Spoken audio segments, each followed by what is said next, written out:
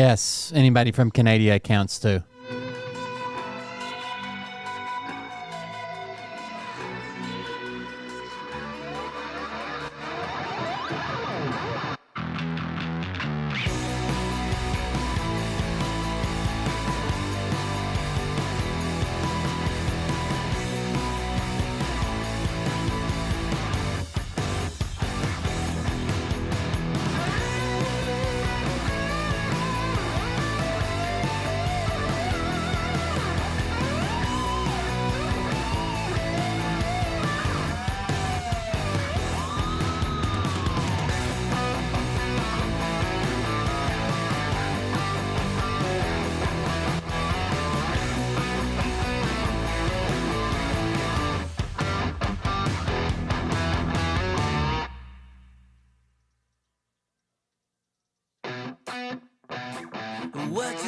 What you think about when you're born into a fire?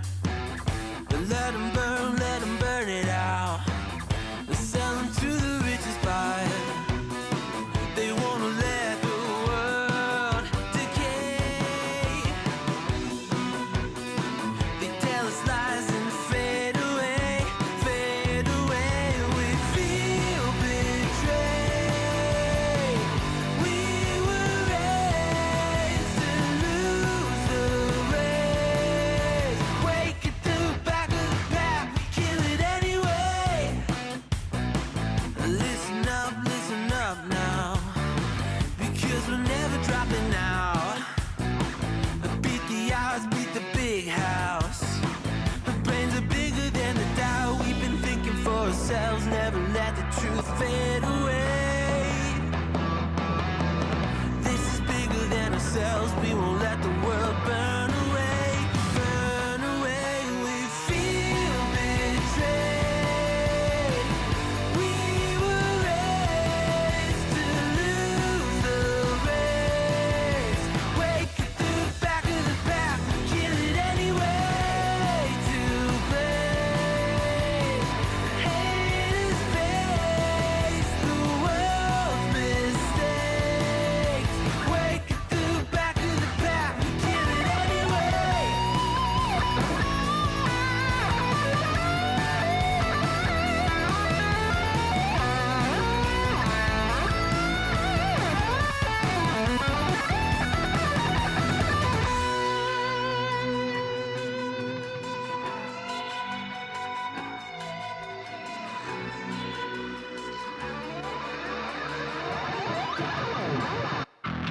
And we feel betrayed.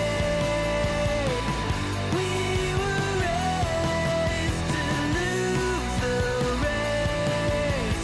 Wake at the back of the pack, kill it anyway. To blame, haters face the world's mistakes. Wake at the back of the pack, kill it anyway. They just voted to stop fluoridating, putting fluoride in our water here because I live in Magaville. Fluoridating? That's the right way, right? Anyways, let's get started.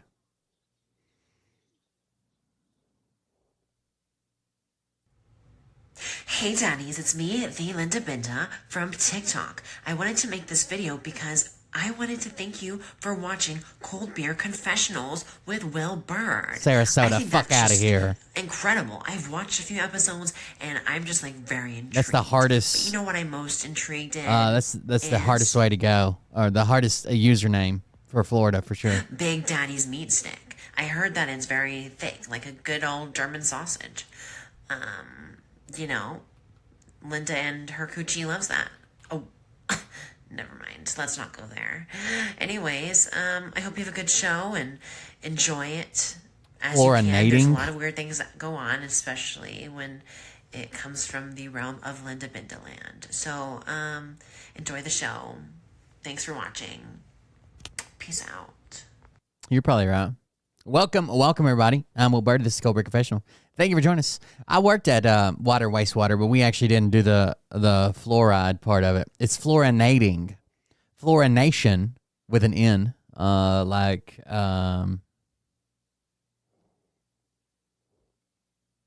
Who said it? Where did the comment go? Oh, Marianne Mann. Fluorination is the introduction of fluorine to any other compound, or fluoride, fluorine, or any of their byproducts. So there you go. Who would have guessed? Thank you guys for joining us. I'm Will Bird. This is Cobra Professional. Thank you for being here. A little bit of a late start. 333 bits.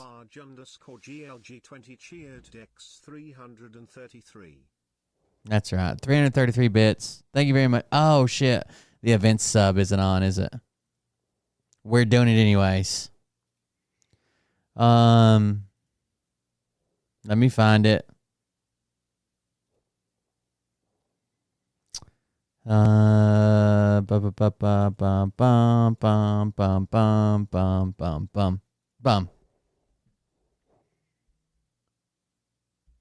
It's hold on, it's processing. Do it. Or here's another idea. There it It's is. gonna be very controversial. You could shut the fuck up. It actually might have went off twice. Thank you very much for the donation. I appreciate it. What's up, everybody? Michaela Robertson 81 gifted a subscription. Michaela Robertson 81 gifted a tier. Or here's another idea that's gonna be very controversial. You could shut the fuck up. Thank you very much for the gifted sub. I appreciate that as well. Hold on just a second. I'm trying to reconnect back to Twitch. Bum-ba-dum-bum-bum. Bum-ba-dum-bum. I guess my token had expired. It's only good for 30 days or something. Twitch token successfully saved. You can return. It's like an API token. And to keep people, I guess, from stealing your account, it must have something to do with that. They do the token expires every so often. So I just it's actually for 90 days. 60 days. 60 days. Damn, what's going on? Everybody's doing things. Thank you very much. Those from Border College are the best. I appreciate it. Thank you for the donation. All right. It does seem like the pub sub is connected now, hopefully. So we'll see. Welcome, everybody. Thank you for joining us. I'm Will Bird. This is Cobra Professional. If you want to support the show, you can do it in one of those ways. Everybody's already doing it. So that was a good start. Anyways, we had a decent show last night. I got hung up on those videos. That one guy, what's the guy's name that we were watching last night? Anyways, he does all those videos that have to do with around fish and wildlife down in Florida. And those people are fucking wilding out. There's another TikTok account that I watch sometimes. Oh, first of all, we got to watch this Scott Rogers video. Let me get some audio. I told you I'm about to leave. I got to get money so I can get some gas. I'm almost out of gas. Okay? So this is when Scott parked literally on a sidewalk in front of his house, and a tow truck driver that tows cars from there. They live kind of like in the projects.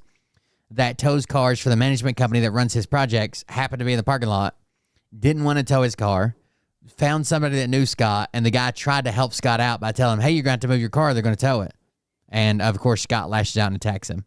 I told you I'm about to leave. I got to get money so I can get some gas. I'm almost out of gas. Okay? You got to do it.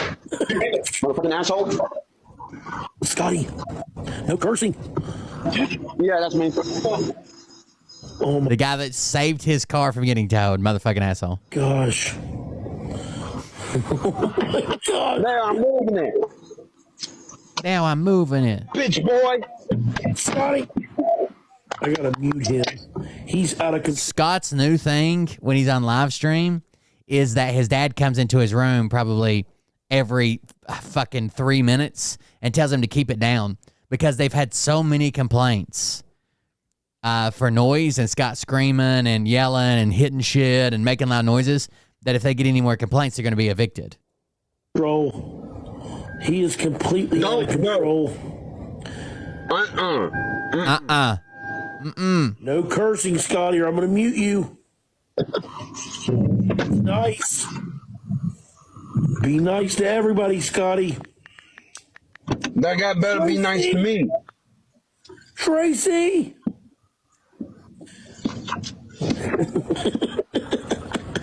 Oh my gosh, Jake. Guys, we gotta get speed. Thank you, MK. Taps and Roses. Look at how it froze. Look at him staring. Look at this. Look at that. Look at that face, dude. I want that on a phone case and a hoodie. I want this to be merch. Maybe just a silhouette. I'm in it to win that. Thank you, MK. Taps and Roses. And people are reporting this. I'm gonna tell your daddy what you just did. Now you gonna get your daddy put out of here. Nah, you better. I'm gonna do you report a you to the I'm going to tell your dad what you just did. Now you're going to get your dad thrown out of here. No, I'm gonna do you a favor. I don't give a fuck. Okay. I'll report you. Go ahead. Motherfucker. Go suck Oh a my dick, God. bitch. Oh my God. Thank you, Grace. Light him up. You're going to be fired. Gosh. And then me. that's the maintenance guy for their apartments complex. Over there. No, Oh my no, you're not God. doing anything. You should That is give me not cool. some time. God 15 damn it. seconds left on the doubles. Thank you, Jacob.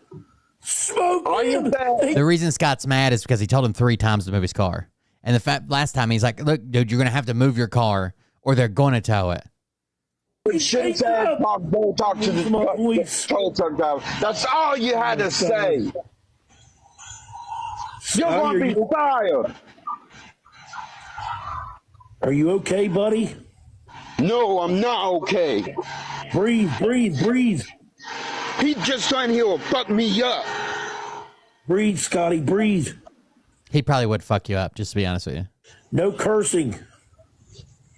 Breathe. Everything's going to be okay. I would absolutely love to do like a 5 fucking hour interview with the maintenance guy at Scott's apartment building. Take a breath. Thank you, Drip King. Thank you, Her Love. Uh-oh, they're turning Scotty up. Now he goes and tells his dad on him. Watch. God damn bastard. Hey, give me your bet. Hey, Scotty! No, that's not what I'm. Anthony, he just threatened to beat me up, fuck me up. We are not listening to that. He said, you keep running your mouth like that to me, I'll fuck you up. Guys, You could have tried him, Scott. Test him. thank you, Jody. Jody, you got the kids around? Michael. That's the Scott Rogers clip. This is a brand new account. I don't even think I follow this one. It's called Rot Sodgers. Rot Sodgers. Oh my God. Oh my God. No, take it out, you son of a bitch. Take your fucking dick out. That's what she said. No. Wow. They're all meltdowns. No, I did not take no goddamn eyebrows. I did not take your eyebrows. No, I did not take no goddamn eyebrows. I did not. I don't know.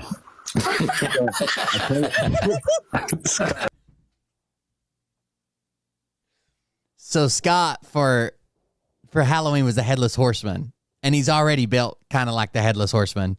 So this didn't do much. I kind of like this. Dude, I can kill. Who is the Kermit guy? The Kermit guy is a guy that I think is disabled, and he live streams on TikTok all day and does these battles, and he does a decent Kermit voice, right? And he does a puppet, and he live streams with different people. Scott's one of them, and people donate to him, and I guess that's how he makes his living or whatever. Sometimes he kind of seems like a piece of shit. Sometimes he kind of seems like a nice guy. Him and Scott have this thing where they do the best out of 5 matches or first 1 to 5 or something like that. And they have like a wrestling bout. They both have the same wrestling bout and they pretend the other one wins it until they battle again. Makes me Rice, laugh. take that down. I'm sorry. No, Rice, take it down. That's my Uncle Steve. That. Take it down. I don't like that. Take it down. It's Fester because they think he looks like Uncle Fester. Hey, Brock. Take it down or I'll take you down. I don't know. They're saying he looks like Uncle Fester, so he changed his profile picture to it. Of course. And This is a good account. yeah, this isn't No, your April. live. Scott, This no. isn't your No, live. April. This isn't your live. April, while I'm in your box, you can't be in the box. Listen, two people can be in a box at the same time, Scott. No, you're not in the Everybody wolf knows pack that. anymore. Two people can be in the same box. Too sweet. Hey, you want to see what I did to No. my finger? And plus, Doogie, you're next to my woman? Hell, fuck no. Oh shit! Well, Out. Next to his internet be girlfriend. as good as time as any. Out. Get Dookie out of here, please, April. April, can I have the big screen? No. No, get him out of here. Uh oh. Get him out of here. Oh no! I want you to join NAW, the National Assembly of Wolfpack. What is this? National Assembly. April, get him I'm out of starting my here. own wolf pack. April, get him out. I can't be a I'm part of blocking. Scott's. Nice. I want No, you. I'm blocking. No. Thank you. I want you April, to join. get him out of here. No. God damn, April. National. I did it. Get I him did it. out of here. He's freaking out. Part of Get out of something. here. Oh, He's freaking the fuck out. Get out of here, April. please join. Get him. No. Get him the fuck All- out of here. Get him all the fuck out of here. Are Get the- welcome to No. my wolf pack. Somebody made merch with Scott's face on it, and it says, "I'm getting a check, bitch," because that's like one of his famous lines. Yeah, Get exactly. him the No. fuck out of here, April. And they're donating the proceeds to Scott, and Scott's still mad about it. Yes, no. Get him out of You got it here. right, Scott. You said the acronym properly. It's no. Nah. Get him out of here. Now he's having to think about it. He's saying no instead of nah. Nah. Bitch. We're gonna tell him This about the YouTube bitch out video? of here. He's banned from the wolf pack. You didn't pronounce it properly. It's no. Yeah, Max. You You're more than welcome. You're more than welcome to join. Nah. I know. He keeps saying it. Yeah, No. exactly. That's what I'm talking about. No. I said no. April, get this bully troll out of here. Now. I've tried and tried, dude. I've worked with people around him, people that are close to him. I've texted him. I've talked to him. I've tried and tried to get him on the stream. No. Now. No. Nah. Get him out of here. Nah. April. Chet Donnelly's going to be the enforcer. April. Get him out of here. Because I knew he was going to pull this shit when he cannot even make a wolf pack. He's I banned. don't know any of you people that are wanting to join. Listen, Scott, I ain't got time for your shit. I just got out of the tub and I'm standing here naked trying to get people to join my damn wolf You pack. can't do that because you're banned. You're banned from my wolf pack, the National Wolf Pack Assembly. Nah, dude. I banned you from, that means making your own. Nah. Yeah. Nah. You know what? Nah. I'm setting a new boundary, April. Scott always says nah. If That's very funny. anybody Nah. adds me back to the group, Nah. I'm just dropping all of y'all, deleting all of y'all from the live. Because Nah. he's playing a goddamn game, trying to get me, kicked at me, and Ed, who's a diabetic, And kicked out. a beefy. He's going to be in my wolf pack too. Nah. That's Nah. fake. He's banned, Yeah, no, guys. listen, you're either joining willingly or forcefully, okay? You're going to be in my wolf pack. Yeah, we're not taking no for an answer. That's I'm going to make my own. Don't add me back to the. Nobody's gonna don't add me back to the group. Nobody's going to join it. Bunch of geriatrics. Ooh. He got mad and left. God, he's so much content. He is made out of content. So we're not going to tell him about the YouTube video, or does he already know? The what? The YouTube. I'm sure he knows. Oh. No. He's made of content. Look at him. Hey, watch where you. He is solid content. You need to watch where you're going. Get off your phone A Karen meets Skull Man. to where you walk. I'm jealous, really. I don't know who you're talking to. I'm the most important person here. This is my sidewalk, and you need to move. So you don't know who I am. Actually, yeah, I do know who you are, Karen. I do know who you are, Karen. You're a Karen. Nope. The belt ain't y'all's. Nope. The Kermit crew's sitting on it right now. No, you better take off my belt. Stop sitting on my belt, goddammit. Belt now. No, it's not. That's the wrestling belt I was telling him about. Yes, it No, is. it's not. I got the goddamn belt. No, you don't. See? I wish. Like, I find myself pretty funny. I think I'm pretty funny. I would love to be a comedian. I wish I was half as funny as Scott is by accident. I got the daggum belt. No, I'm sitting on it. We're the champs. No, you thief. You thief. That's why I took all the COVID vaccines and boosters. I was hoping they would edit my DNA like all the fucking the podcasters kept telling me, and nothing happened. No, 6-0. Still got a perfectly normal amount of chromosomes, okay? Boom! Let me give a shout out to the MVP. Thief. Goose! Fuck you, mommy. We're all the best. Dude, he went through a phase where he bought a ventriloquist dummy and only went to drive-thrus to show it to him. Then, when he would order, he would never have enough money. And when he would get up to the window to pay, he would try to bargain with a ventriloquist dummy at a drive-thru to not pay the amounts that they were requesting of him. Blocking you. Fuck you, goddamn bitch. We're the champs. No, we still the champs. Fuck you, bitch. On his R, Scotty. Damn. That poop finger comes in strong, dude. What's up, everyone? How's it going? Hello, Charles. I got something for you. Let me find it right quick. Ah, here it is. Charles, I found it. Get ready. Fuck you. The poop finger. The poop finger. Wait, I'm blocking you. Fuck you, goddamn bitch. We're the champs. No, we still the champs. Yeah, he would say, I'm just trying to make your day a little bit better because I know you deal with Cowens all day.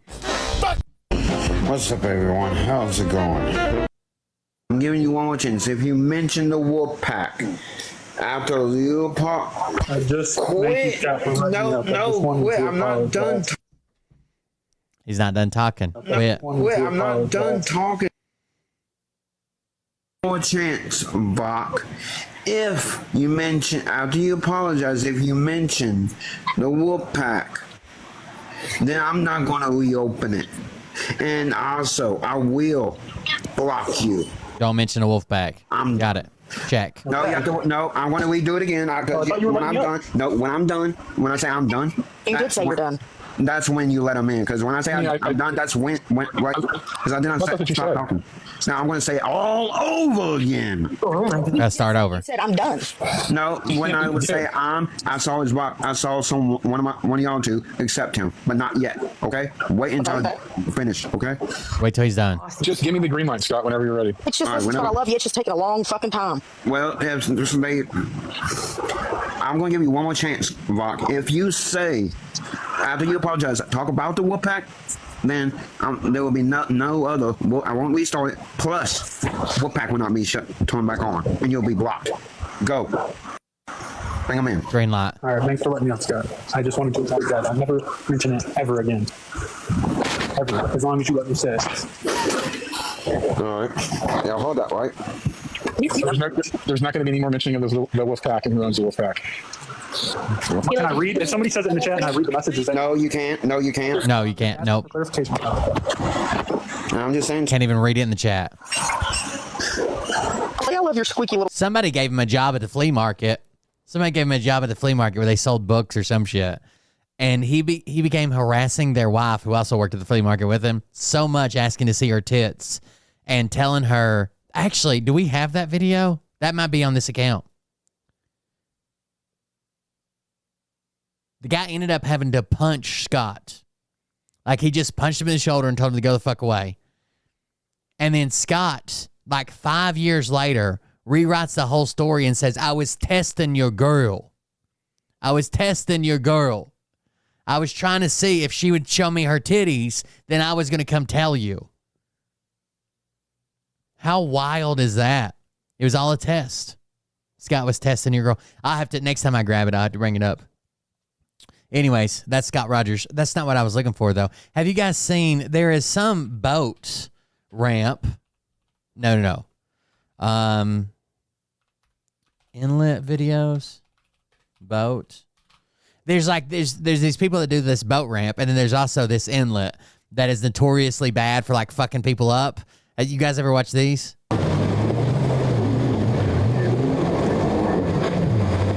All over inlets.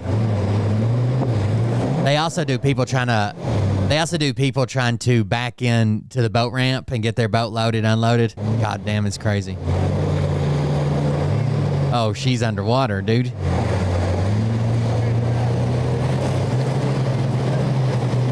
Anyways, when the wind's just right and this water's coming out and the waves are rolling in, this inlet, all over inlet, and this cruise is incredibly bad. Look at this. Our girl in the back is getting absolutely rocked. Captain full sent it out, hugging the north side of the inlet, which is a good approach. But here we can see it is a monster day. This boat's getting air. Damn it. Got knocked down early, and she's never getting a chance to get up. Here we'll see it again from the aerial view. You see she tries to brace herself, hangs on through the first one. That second one just finishes the job. Right here, it brings her down. She winds up on the deck. But again, being behind the captain, Cap doesn't even have a clue this is going on. And who the fuck is that, dude? They could have killed that guy. I don't know what in the world this dude's doing out here in 8-foot seas, right out of the mouth of haul over. Nobody can even see him as they're coming out. But again, when you're behind the captain, if you're standing up in rough conditions. There are so many boats that sink here all the time. People get washed out all the fucking time. Rescue missions. Like, it's so bad. All over inlet. Yeah, this boat's basically sinking. Look how it's listing so hard to one side. That's bad. Oh, no. God, it's sitting damn nose heavy, isn't it? And hard rods. Are they dead in the water? Somebody coming to help them?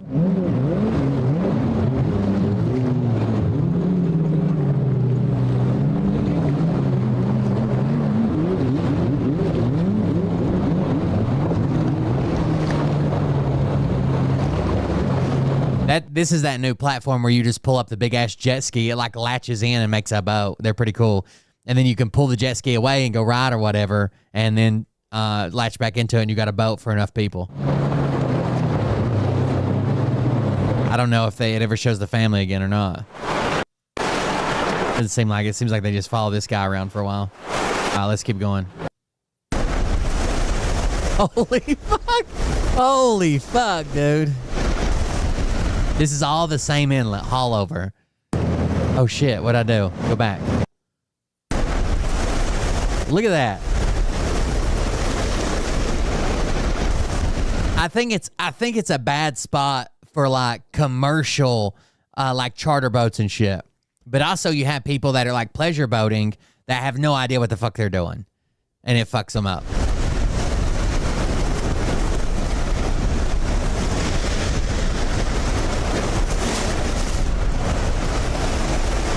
I mean, to be fair, I wouldn't know what I was doing, right? I would assume like you want to hit the wave kind of square. And from watching these videos, I know you have to have at least a little bit of speed to get through it. Like if you go too slow, it's bad. If you go too fast, it's bad.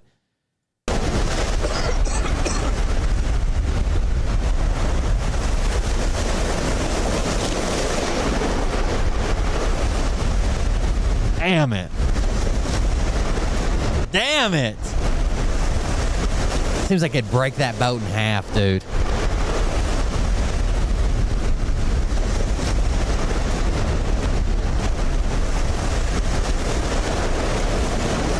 I don't know. I don't know anything about anywhere else. This is the only one I've seen. All over inlet.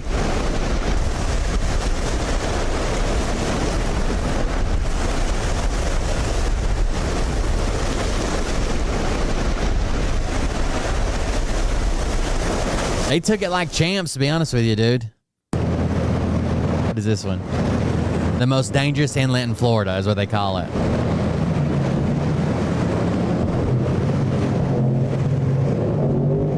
It doesn't seem like there's much you could do to fuck that boat over. Even if you flip it, it seems like it's going to go right side up again.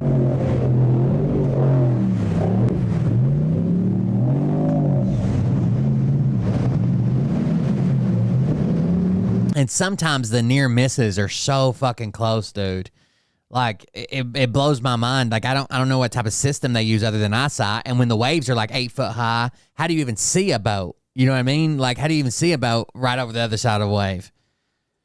It's not like they have fucking radar or some shit.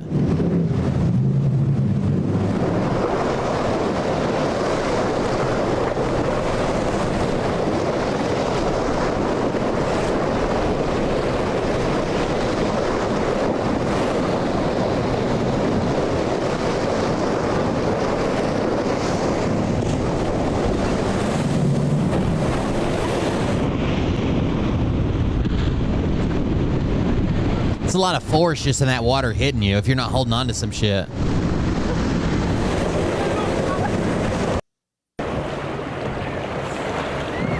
Oh no. Oh no.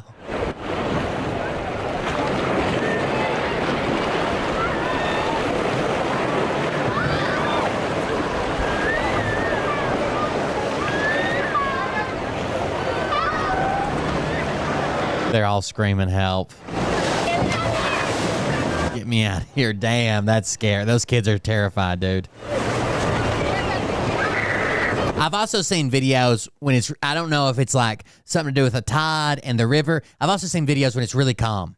Like not like smooth as glass, but like no big waves, just barely gently rolling, right?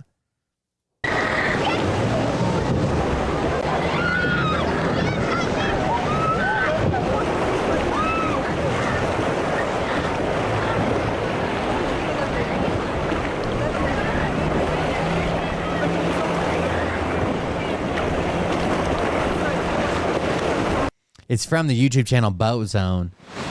Boat goes vertical in huge waves all over inlets. I don't know. I'm addicted to these. You see the guy scooping out water. Oh, no. Somebody's bailing in the back. They did a live stream over the weekend.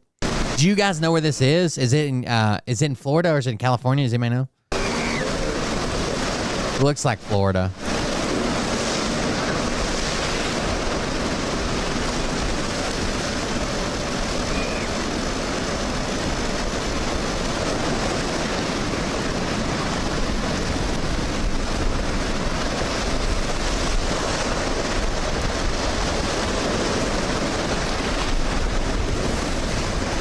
Florida.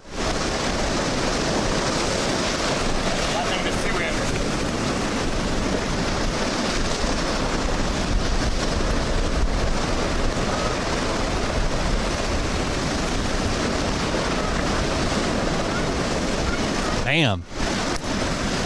The next one gonna be worse. Oh shit. Oh fuck. Oh shit. That did not look good. That's almost perfectly vertical, dude.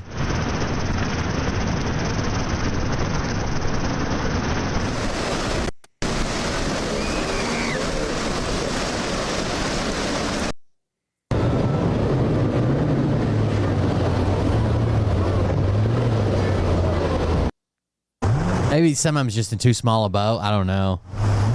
Oh shit, there was somebody just went overboard. Did you see him? Hold on, I'll zoom in for you guys.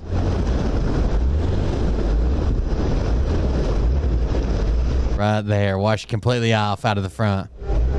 And now in the inlet's dangerous as hell. You look how choppy it is. Nobody would ever seen you coming through. Somebody better mark you quick and get to you quick.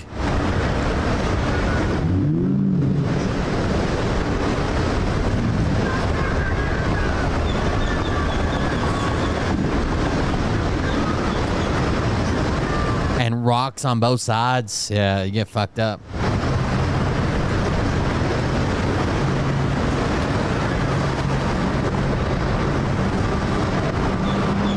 At least somebody grabbed them.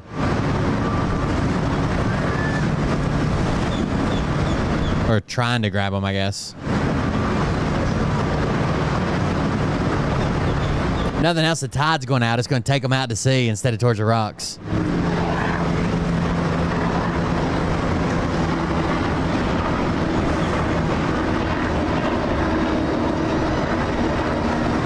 I got your girl.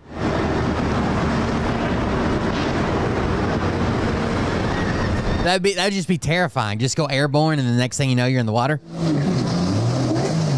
Oh God. Oh God.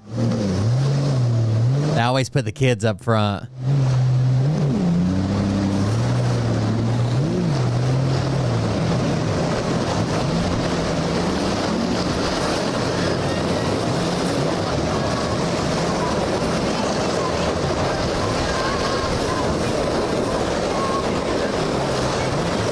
I think it's a little scary how easy it is to just hop on a boat and take other people out, right? I mean, it's just as scary as driving a car, I guess. But people do dumber shit in boats, I think.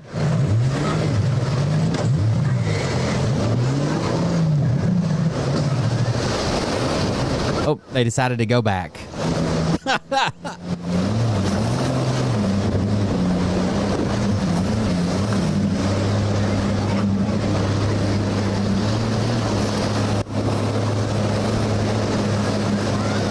She did not have a life jacket on, just her bikini. I don't know how we got here, but I'm glad we're here, chat, together.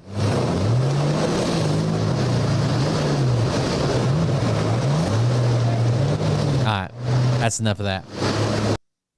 What do you guys think? Hollover Inlet. Pretty wild place. Death Wish. Oh, shit. They were going right by each other. Holy fuck, dude. What is happening?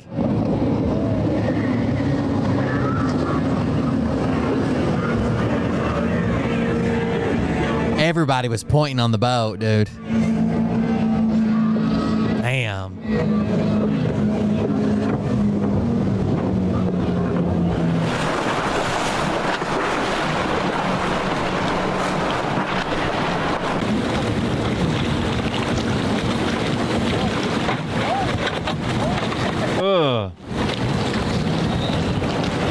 Must not have power.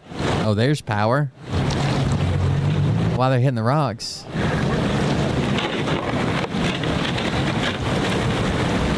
That just sounds expensive.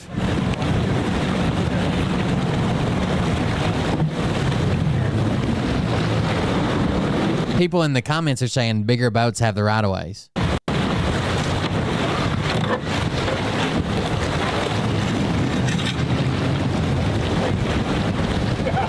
Do they not have power? What are they doing?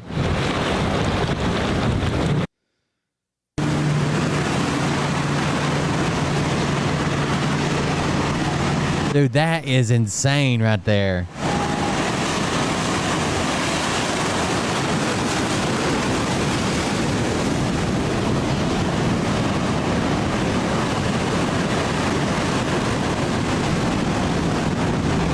I don't know. I'm hooked again. They're running from the wave.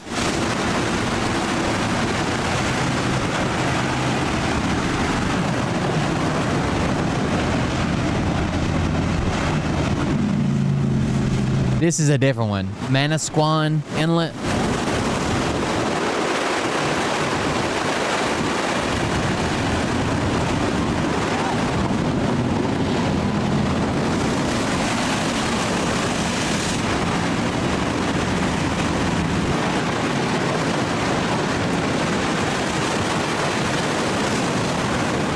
Oh, they just disappeared.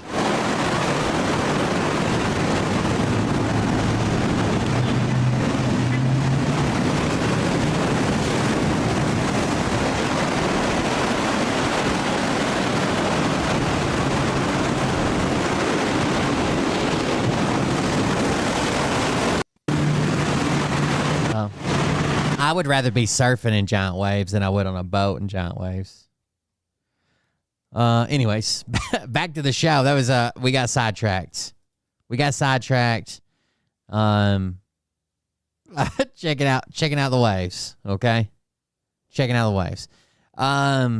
Let's see. I was watching some stuff today. There's a video that popped up with the Island Boys. Did you guys see that? Or I guess an island boy getting the police called on it. Apparently there was like an altercation. They pulled guns. They were cussing each other. This is one of the Island Boys, famous for just being a fucking retard.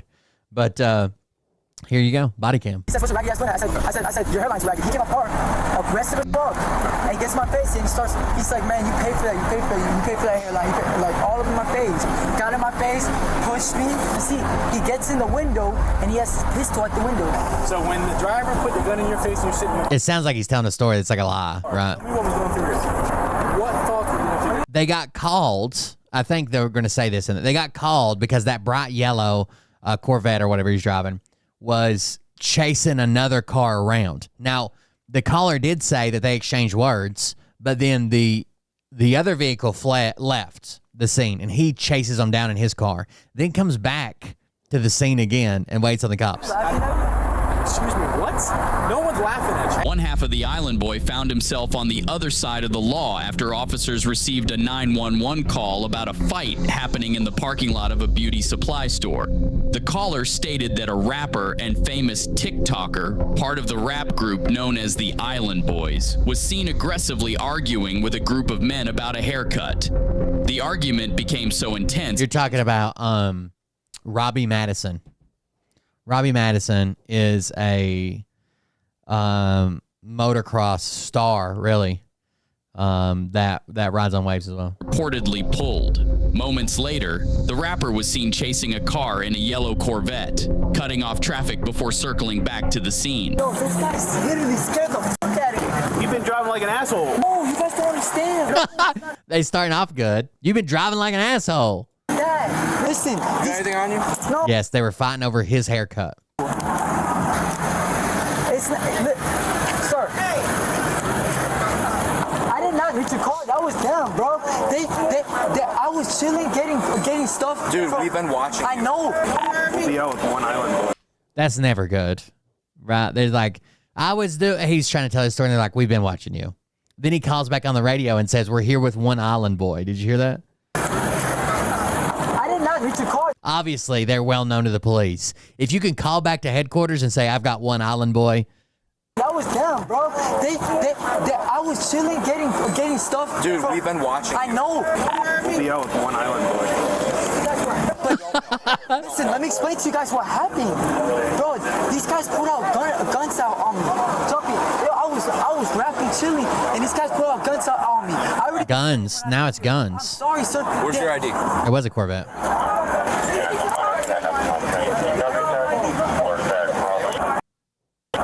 Where's your ID? I don't have my ID. Look, you stay over here. You guys check. Stay over here. Where's your ID? Look, I don't want no trouble. They tried me on video. I don't have my ID on me, sir. Look. I think he's probably lying. Like, there probably was an altercation. He probably did chase him. I think when he starts telling stories like, they said this, and then I looked in their window, and he had his pistol pointed, I think that's probably lie. He's probably adding to it. So it doesn't look so crazy that he was chasing them down in his car. Have a license. Yes. Is there anything in the car we need to know about? This is your car. This is my mom's. Of course, you guys know. I don't know you. I know who you are, but hear me out. We've been sitting here. Listen, stop. We've been legitimately sitting here watching you drive like an asshole from 10 Ave down to 11 Ave, all through the I was just going. Dude, don't tell me what I'm not seeing. I watched it all happen. Sir, they put out guns on me. I was literally. Then why not leave or call the police? I was why do you keep doing laps? Call you guys. What's your name? If they have a gun and you don't, why are you chasing them in your car? Why don't you go the other way, away from them, or call the police? I was Vegas. I was literally trying to tell you guys. I didn't want no trouble. I didn't want no smoke. Alex? He would lie to officers, giving them his twin brother's name in hopes of getting out of the situation. Officers launched a... Oh, that's fucked, dude. Giving them they are twins, and they both look exactly the same. They have like face tattoos and these weird dread things. But giving him his brother's name, dude? Thorough investigation, attempting to locate the other parties involved. But that poor boy was running for his life. Because all of them, sir, ask anybody with 15, all of them had a gun. He was up and down, up and down. The guys in the silver Mustang? Yes. Okay. Yes, sir. He was running for his life. Running for his life. Difference if he keeps doing laps. Yes. You know what tell them? Bro, they put out guns on me and everything. I'm not lying to you. You were here hanging out with them. We were watching. Yes, hanging out, and then all of a sudden you just see dude push me, and I get in the car, and they say get up and they say get up and do something, and then go, huh? I'm a good citizen. You guys should know this. I came here to go. It's not doing much for his rap crowd. I'm a good citizen. You guys should know this. But hear me out. How bad does it look when you're driving laps around people? I know, I'm so sorry. Pointing guns at you, right? Yeah, I know, but I just wanted to stay here. I was gonna call you. I swear to God. All right. I was gonna call you. We're here now. Let's handle the situation. I didn't know you guys were here. Do you know those other guys? No, I was scared. I had their Instagram. I was scared. You're beefing with them on Instagram? No, but I get threatened all the time. When I shop here to get clothes, people threaten me all the time, stuff like that. But I came here to get here. Look. You're held up for us. Let me show you. For Riggis. Hang on. Look, I got stuff from Sally's. I couldn't. I don't know what's inside the car. I just put tires in my car. What do you need from the car? I want to show you what I got from the store. I came here. I don't care what you got from the store. But I'm trying to help you. All right, I got you. I was scared. Why are you bleeding? Huh? Why are you from bleeding? the Clippers? That's why I came here to buy Clippers, because my Clippers. Hate you? Okay. Yeah. Listen, give 2 minutes. Do you want to press charges on those guys? Yes or no? It's gonna be a bad look on me, sir. Well, I mean, can I grab my vape? Yeah, grab your vape. No guns in the car, right? I have no guns. You can check my bag and everything. Look, sir. I keep a knife. Okay. Is that okay? That's fine. Listen, we'll put the knife in the car. Dude, he's such a hardened rapper, dude. Yes. Put the knife in the car, grab your vape, come out and talk. I'll put the weapon in the car.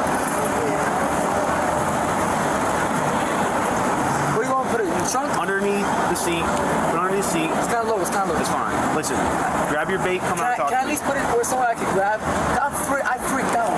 You're with us right now. Yeah. Right? So Oh, yeah. all you gotta do is grab your vape, come talk to me. Freaking out. Grab your vape, come talk to me.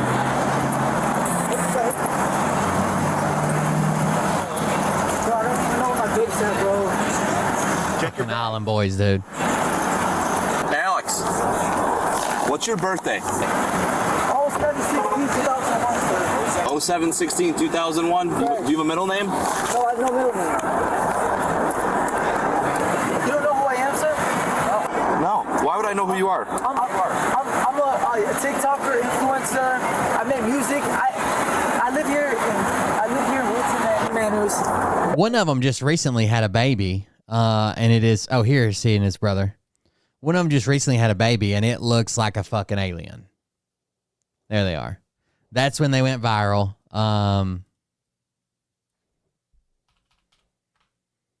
Rapping. They went viral rapping. And then here is... I don't know which one, but one of them just had this kid.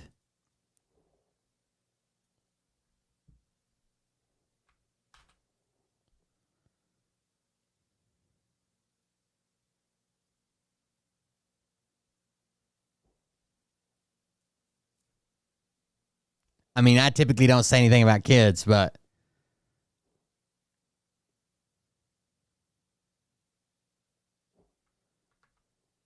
something happened. Something happened there. I live right over there in calm, nice out. You guys. Do you remember who pointed the guns at him? You don't remember who pointed the guns at you? Yes. Who? You guys didn't see him? I didn't see who was pointing guns. We saw you driving up and down. You didn't see the guy? No, we didn't see the guy pointing guns. We were from a distance. All we didn't see your car going up and back. You guys saw it far away. Okay. Basically. That's what you get for owning a bright fucking yellow car, dude. Right? Like, of course they can see you from 3 miles away. The other guys are just in a silver Mustang. It was the guy with the skinny guy with the dreads. Yeah, it was the skinny guy with the dreads. Skinny guy with the dreads. He was the one that I think he drove off. Remember, it was 3 or 4 guys. I don't know, but it all started. Black male, white male. They're all black. They're all black guys. It started from us rapping, and it escalated. They said, I have videos and everything. They said, look. Well, he's sick drunk, bro. He's just talking too much. It's like he's making shit up now. Putting on the radio what you said. I don't want to go down. Pressing charges. Are you a felon or anything? No, I'm not a felon. I literally. Other than when I was a juvenile, I grew up with stuff like that. You don't know who I am? No, I don't. God damn, how many times are you going to say? That makes you look like an asshole, dude. How many times are you going to say you don't know who I am?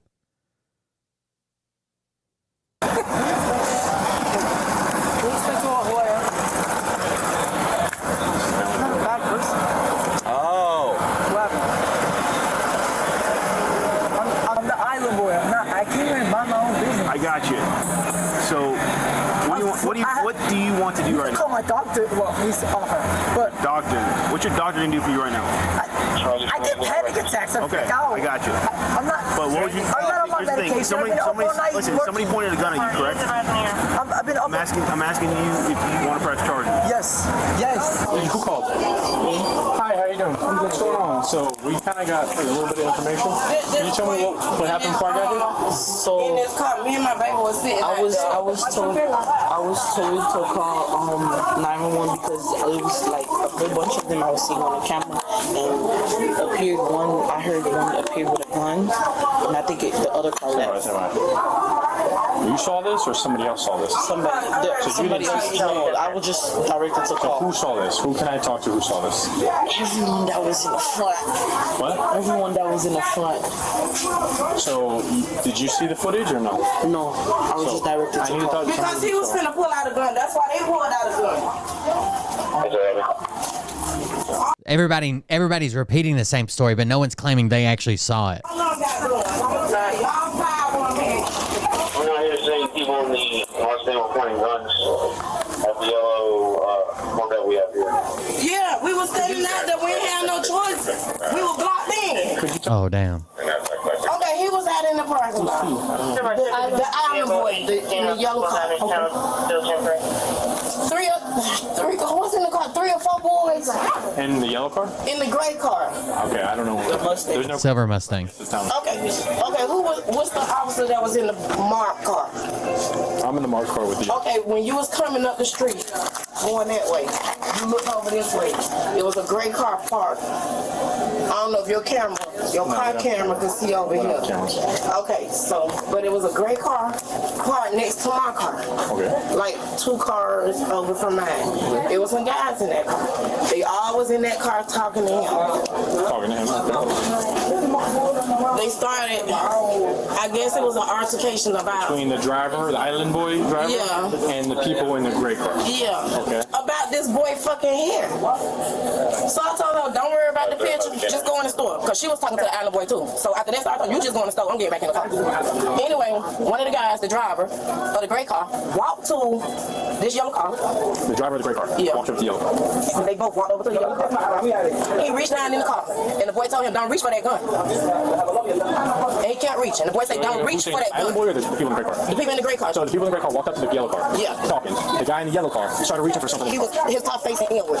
He was reaching over like this. The boy or the driver of the gray car. He's telling him don't reach for that gun.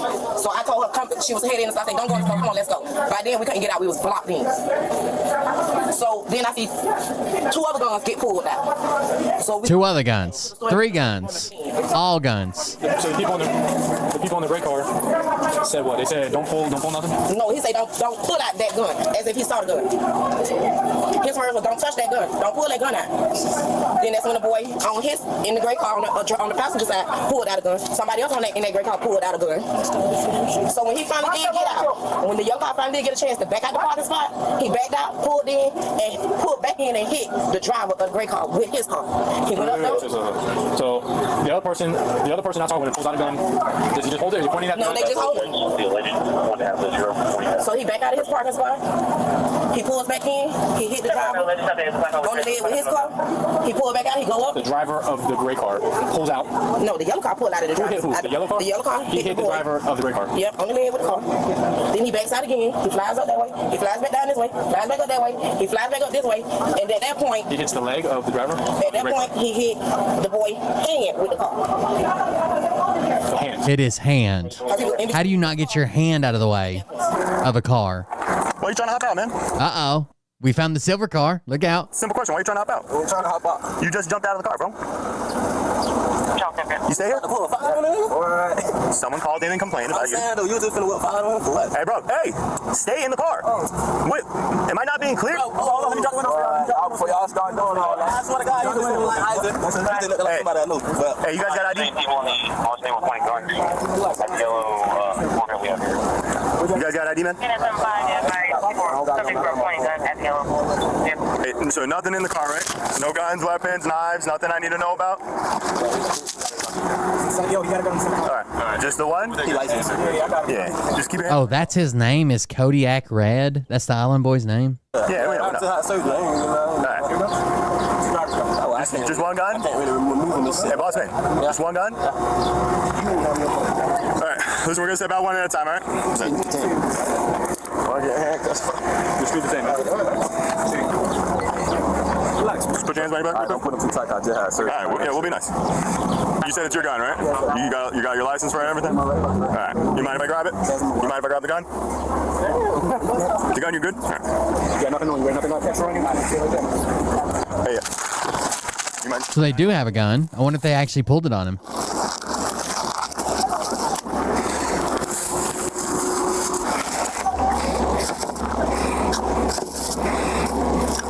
Both of these belong to this?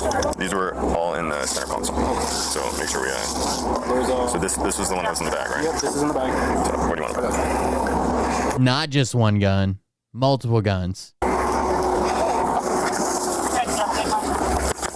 Alex, is there anything in the car that's not supposed to be in there? I have nothing. I showed him. I went to buy. I came up today. I went to go buy clippers. I went to go buy the stuff, and I had to go to another beauty supply store because they don't have stuff for my hair. I showed him. Look. It's all right. Hey, relax. It's all right. It's all right. Just chill. Yeah. God damn, he's so high strung, dude. It's like he's always methed out. These guys, I was keeping it cool and stuff. I already knew it looked trouble. And then what's it called? How did you get in contact with these guys? Well, that's the thing. Like I'm an island boy, so they're like, oh, it's the island boy. And then he called my twin brother, Raggedy. What? He said, "Where's your raggedy twin brother?" I said, "Who are you calling Raggedy?" And then what's it called? Who was your raggedy twin brother? He might push me. And he said, "Get in that car." He said, "Get in that car. I'm not gonna talk about it." That's not cool. Yeah, I agree. That's not cool, especially putting me on video like that. He put you on video? Yeah, the guy behind him did. That's not cool. Well, they think they're cool because they get cool points out of that. That's not cool. How old do you think they are? They're in their 20s. I got a DM from one of them. Look, the one that escalated was the skinny guy that I think drove off. The other guys, they were cooled off, but they were all clutching. Like want to give Regas a call and see if they got a zero or anything? But you guys didn't see them? They were like this. You guys were far. Yeah. I got far. Thank you. It's fine. Yeah, it's like. They were getting 21 in progress. The aggressive. The other two. So he's lied about his name, but what else? This video says he ends up getting arrested. I wonder what he gets arrested for. Guys, we're chilled out. You just said that We're going to talk about the illegals on Medicaid here in a second. Carolyn Levitt's claim. Well, I was asking. I don't know. I just don't know what was going through your head. The other guys, I told them they weren't going to do nothing. But the other guy, he was being aggressive. He became the driver. He wasn't the first driver when he came. But the driver didn't let him. Yes, when he saw you guys, he said, the police come. I stayed. They left. Right. Yeah, I saw that. Yep. You guys saw them leave. We have them stopped. But I need you to tell me what's going on because they're going to get cut loose, so I don't know which ones. They put up guns on me. Come on. I'm telling you guys. I understand. But it matters how descriptive you get because it matters what and if any charges we have. So when they pulled the gun at you, you said the driver was the most aggressive, the one who left. When he pulled the gun at you, you said he pointed it at you? No. They were clutching the pole. They had it down, and they were basically, and he was like this, telling me to get inside the car, and he pushed me. They pushed you inside the car? He pushed me. Inside this car? The aggressor, yes. He said, get the fuck inside the car. And then what's it called? He got up in my window and said, and had the pistol right in my face. That's not cool, bro. Well, what was he wearing? Guys, I had a long day. So you don't remember what he's wearing? It's fine. It's traumatic. I understand. If you don't remember, it's not. I would remember. It's just I had a long day. I've been working all night. You don't remember right now what he's wearing. I'm in TikTok. All right. So when the driver put the gun in your face and you're sitting in the car, tell me what was going through your head. Huh? When you were sitting in the car and the driver, the Mustang, who left? The aggressor. Yes. When he put the gun in your face and you were sitting inside your car, what thoughts were going through your head? Are you laughing at me? Excuse me, what? No one's laughing at you. Alex, we're trying to help you. No, Are you on some type of narcotic? Yeah. You keep going from one extreme to another. No one's laughing at you. I'm ADHD. Did you take some perks or something? No, I'm ADHD. I take Vyvanse. Well, no one's laughing. I'm the only one who seems to take this seriously. You're There it is. I take Vyvanse. I'm for my ADHD. the one going from one extreme to another. I'm the only one asking questions. You can't even stick to these questions. So you want to cooperate, you don't. I'll write your report regardless, but it depends how far you want to take it. I've been answering your questions. Okay, so how did you feel when the guy put the gun in your face? How did you feel when somebody put the gun in your face? What was going through your head? I'm scared. Like, you can't tell I'm having anxiety, bro. Did you when he had the gun in his hands and he was pointing it at you or like brandishing it, however you want to say it? Were you? Dan Bongino talks about he's getting a divorce or some shit. That was wild. Afraid he was gonna Yes. Why did he get in my car like that? Bingo. There we go. I told him that, though. I said I was scared. I understand. When he came to my window, I thought he was gonna pistol whip. So after he put the gun in your face, what happened? What happened after he put the gun in your face? I stayed because I was either gonna call my security or I was gonna call you guys. No, I was going back and forth because I wasn't gonna stay in the same spot. They're gonna fucking. They're gonna. So my question is, you were driving back and forth, Yes, right? yes. The guy said, how did you feel when he stuck a gun in your? Are you laughing at me? Like, what the fuck? No, we just asked you a question. It didn't even seem like he smirked. Like, it couldn't have been a more professional question. Yeah, I saw you doing that. Everyone says I got pistol. Yo, they tried me so bad. Yeah, on video, on camera. I mean, it's not a good look. Vyvanse, if you have ADHD, right, calms you down. But if you don't, and you're getting it from your doctor, it makes you like this, right? It's a amphetamine, right? It's just like methamphetamine. It is lisdexamfetamine or some shit like that. But yeah, all the amphetamines are basically like a few molecules away from meth. Who are you? I know you're of some sort of. It's not a good look. So, listen to this. Yeah, let's go. I know you're of some sort of celebrity status or something like that. I guess. If I were you. Yeah, so it has what do they call it? Inverse.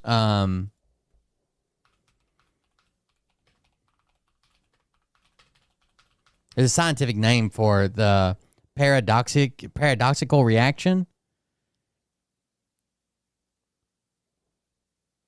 Paradoxical effects, paradoxical reactions. So if you have it, then it calms you back down. But if you don't have it, it fucking speeds you up, just like you're doing meth.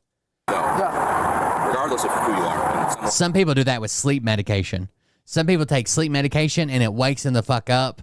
And some people, it does like it's supposed to. Point a gun at you and essentially threaten you, right? I would probably have them arrested. Yes. Do you want to prosecute? Yes. Can you sign the affidavit? Okay. Give me a sworn tape statement? They took out guns on me. I freaked out. You sign the affidavit? I think you should. I'm shaking. I think you should. How the hell did we end up here, man? First of all, we went up there. My brother was up there. My brother was up there. And we had got out. We seen Ollie Boy. You feel me? We was all talking to him. Where was that? Up there by Creators. Right down on The clothing store? Yeah, for sure. Okay. We was all talking to him. You feel me? And my brother was talking to him. Then he started like getting loud and aggressive. He texted him. My brother just like wanted some off on him. So you feel me? All right, sorry, I got to interrupt real quick just because I don't know relationships. Which one's your brother? Well, we all call each other brothers. So Okay, so now you don't have like a blood brother out here. All right. So one of your buddies. The driver. Here, so you're in the car, Yeah, right? sure. What was he for you? I'm passenger. Front passenger seat? Yeah. Okay. And your buddy who's driving, you know him? That's who you call him brother? Yes, for sure. Okay. And you had some. Call him in the backseat, call him brother too. Okay. All right. That's crazy. We was all talking to Island Boy, you feel me? And then, he was talking to him, then he started like, Island Boy against whatever, and then he started getting aggressive, you feel me? My brother like, wanted some off on him, he went to talking like he was about to get in the car, you feel me? Like he was reaching, you feel me? So my brother got licensed and stuff, so it was just like, he kind of like protected himself. Then Island Boy got in his car, and was like, he was gonna run us over, you feel me? Like speeding to the parking lot, kept turning around, kept like, you feel me, speeding by, like he gonna run us over. So that's just really what happened again. So we got in the car and left and got pulled over. Were you beefing with Island Boy at no, but wherever all this happens, that was all at Creative Club, or was that in the complex? It was it's in the parking lot where Creative at. It's okay, right there in that parking lot. Okay. So all right. So you said my brother's got a license to carry. Who's that? Is that driver's got a license to carry? My gun should be. It was gifted to me, so it should be in my name, but I ain't pick my license up yet. I ain't gonna pick it up. Which one's yours? The Taurus. The Taurus. Yeah, the GC3. Taurus GC3. All right. So you just happen to stumble upon Island Boy. We just happened to stumble upon. You didn't try to meet him up. What'd you think of that guy? Well, he cool. He a little crazy, but he be on. I can see he be on edge and shit about a lot of stuff, but he be tripping though. You think he's famous? Nah, yeah, he know what he think. You feel me? So, but ain't nothing though. We don't know. Oh, he thinks. We don't text him on the next. So they are kind of making fun of him here. Yeah, we just came across him, and then my brother was talking to him. He started getting a little aggressive. My brother pushed him up off on him. And then, like, he went and leaned in the car, like he was reaching for something. So everyone knows. I don't know what's the fucking problem, but so that's what I'm saying. Is like I'm just trying to figure out what happened between you staying on the car, y'all were doing the video and stuff. What? No, I was doing a video with them. Well, I saw you. I was doing a video for a girl that wanted me to do a promo for. Okay. But they were all here at the same time. Yeah, because they came here right away. Okay. So what went from you all being cool to them pulling guns? They were chilling at first. They were like island boy, yeah. and the other one was like parked on next to me and said, "Hey, can you take a picture with my sister? It's about to be her birthday." I'm like, I don't believe everything he says sounds like a fucking lie. She goes like, "Yeah, I'm about to be 18." I asked her, "What are you gonna do for your birthday?" She's like, "I'm just gonna go out eat with my family." She had pink blonde wig. I took a picture with her, and then the girl in the Tesla, the gray Tesla, she basically what's it called? She just asked me to do a promotion for her boyfriend, right? That was a black SUV that was here. Yeah. Okay. So the black SUV's gone. Yeah. And then they were friends. They were friends. They were friends with each other. I think I don't know what they call it. I don't know what happened. Okay. So either way, that's done. Now with Great Tesla, how did they get to pulling guns? That's what I'm getting at. Yeah. What makes them pull a gun? Basically, the car was say like the Malibu is basically blocking my Corvette, right? And the guy was rapping literally in your stance, just like on my left side, just like you, right there, right? And he was sitting in the car just like that. But I wasn't peeping. I wasn't noticing how I was listening to songs. To both, they actually both rapped. Okay. So the two other guys. Okay. I wasn't noticing, right? But I saw him when it came. He's the dark one, the one where now with the dreads or wigs down. The wigs, that or does? It's not that one. Okay. Not that one. Okay. So which one? The tall one? Okay. Not that tall. So not the one with the dreads. Okay, then which one? Because there was 3, and he does this. What the fuck does that mean? That or does? It's not that one. Okay. Not that one. Okay. So which one? The tall one? Okay. Because then the cop says the tall one, like maybe he's saying like the bigger one, and then he says not that tall. Not that tall. It's Tall dreads? Yeah. So he does what? What does he do? Yeah. So he says, "Where's your raggedy twin?" What happens? Huh? He rips on your twin, or your brother. He says, "Where's your raggedy ass twin?" I said, "Your hairline's raggedy." He said, he gets in my face. He said, "You pay for that." He said, "You pay for that." He said, "Bro, you stop playing with that. You stop." You want to go talk up here so you're not in traffic or watching? This next. Okay, so when I said hairline raggedy, he came out the car, aggressive as fuck, and he gets in my face and he's like, "Man, you pay for that. You pay for that hairline, like all over my face." Like they said he's gonna choke. He didn't come choke. He wasn't cracking jokes. He came at me real aggressive, got in my face, pushed me, and then when he pushed me, what's it called? I had the door open and I landed right on the seat. He gets in the window. So he made fun of their hairline, and they said you paid for yours because I guess they got hair plugs or some shit. Pistol at the window. Anytime you grab anything in the car? No. So you never went for a knife? No. So he points pistol at you. Why would I grab a knife if I'm just making sure. Why would I grab a knife if they got guns? Exactly. Yeah. Makes no sense. Yeah, especially when I'm like in a pocket. I already saw the knife. I told you put the knife up, right? Yeah. I know the knife's in the car. I just want to make sure you were grabbing. Saw it was in the bag. Saw it was in the bag. What I'm saying is, so now he's got a gun pointed at you. What happens? Now he's got a gun pointed at you. What happens? Now you got a gun pointed at you. What happens? Oh, you still talking? Saw it was in the bag. What I'm saying is, so now he's got a gun pointed at you. What happens? Now he's got a gun pointed at you. What happens? Dude, he cannot stay on topic. He's fucked up or something. I said, "Okay, I'm chilling." Yeah, they're the island boys. I'm chilling. He said, "I'm smack the fuck at you. I'm smack the fuck at you." If I would have stayed for like five more seconds, what is it called? Like in that same position, they probably would have pissed me. So essentially, you peeled out. Huh? You peel out of the spot. Yeah. Basically, I got so scared. I left fast. I said, and they started screaming, "Oh, you a bitch! You a bitch! You a bitch!" Why did you just leave instead of doing that? Well, I was gonna call you guys. I was gonna call security. What I'm getting at is you were going from 10. It's kind of blurry, but that's the guy. Orange and black. I knew it was black shirt. All right. Give me a second. But why didn't you just leave, right? Like he drove by like 3 or 4 times. The show up and all that stuff? Here, I gotta patch it out for God damn, it's already dark. Holy shit. Orange and black. I knew it was black shirt. All right. Give me a second. And he lied to the cops about who he was. He said he was his brother. the show up and all that stuff? Here, I gotta patch it out for looks real quick, and then I'm putting you in handcuffs just so, because we're putting you in a cage, so it's our policy, okay? Any weapons, anything like that on you? What is this? Okay. Your hand behind your back? You can keep your vehicle. Can I lock my car? Yeah, but hit your vape real quick. Relax. Actually, yeah, let's roll your windows up too. Where your keys at? Go get them. Hang on. Just put your leg in frame so they don't hurt your wrist. A lot of bling here. He's got fucking gold chains and shit I just sitting in the driveway. on his wrists. I need to take care of it a little bit better. I want to see. Hold on. Let me see how much time has passed. So it is 8:44. About an hour and 10 minutes. Okay. Hang on. Just put your leg in frame so they don't hurt your wrist. A lot of bling here. They did. They started kissing each other. That was so weird. It's kind of dirty. I had it sitting in the driveway for a long time. I need to take care of it a little bit better. I just got the tires fixed my Corvette. Tiny little wrist, man. Yeah, I've been losing weight, bro. Should be that good or bad? Did you need to lose weight or? I'm ADHD, so my appetite, you know. So I'm gonna take you to my car. And this officer will talk to you. Go this way. To my car. It's not mine. Louis? No, it's your car. It's not. They got it in my car. Take a seat. Alex. I used to vape those exact ones. Same brand, same everything. Oh, that's all. All right. Let me just start with this. We all know that you're not Alex. We know that you're Frank. I'm out of here. You're Frank. No, I'm seriously out of here. Please. You're Frank. No, I'm not. Bart. I'm out of here. Hey, my man, don't lie to me. I'm not. What are you talking about? Alex Williams. I'm alone. That door's fucked up. I'm gonna have to leave this out. They're rappers, and their name are Frank and Alex.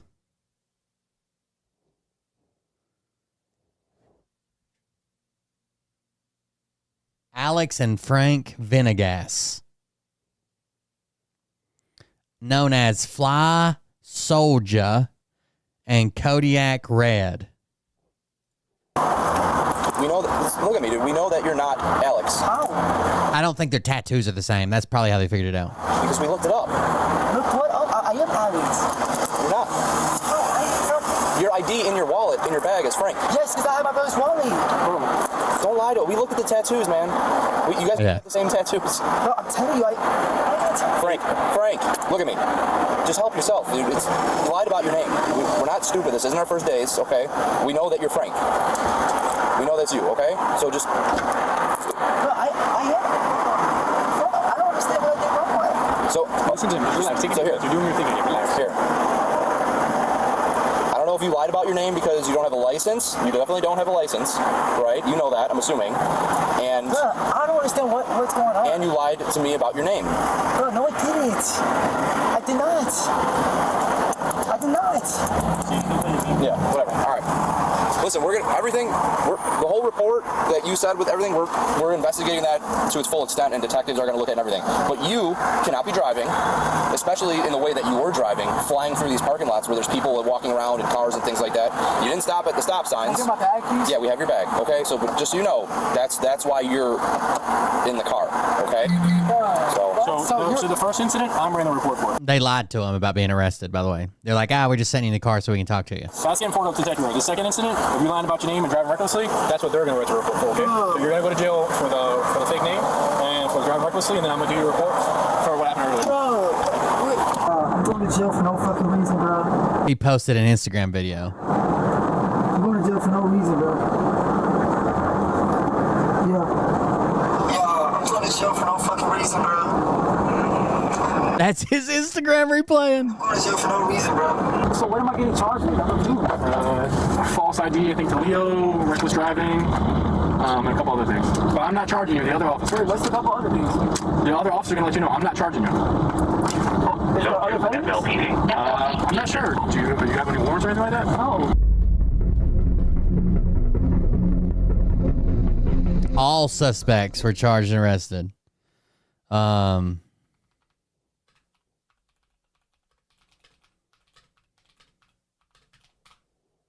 Damn. Anyways, got sidetracked again, chat. Remember where we parked. Let's get to immigrants. Anyways, Island Boy's arrested.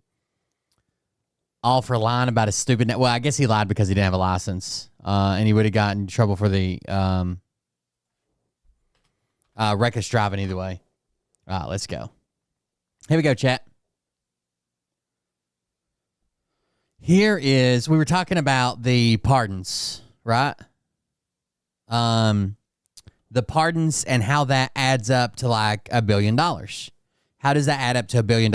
This is restitution. I saw a video from TMZ. Criminal restitution is not automatic. Like, let's say restitution is already paid. It's not automatically clawed back, right? It's not automatically taken back. But the president himself can add into the pardon process that the restitution was null and void. And those people that were paid restitution from people like this guy who in Florida who pled guilty, right? He pled guilty. If he paid some of that, the president can make them pay that back. How fucking insane is that? But here's the $1 billion the Trump administration has lost for people who were victims of crime through pardons. Here's a breakdown of it. Everybody, you've asked for more information about the $1 billion worth of pardons granted by President Trump, and I am here to provide that. I'm Liz Oyer, former pardon attorney for the Department of Justice. I put together this list based on information in publicly available court filings, and I'm going to walk you through it.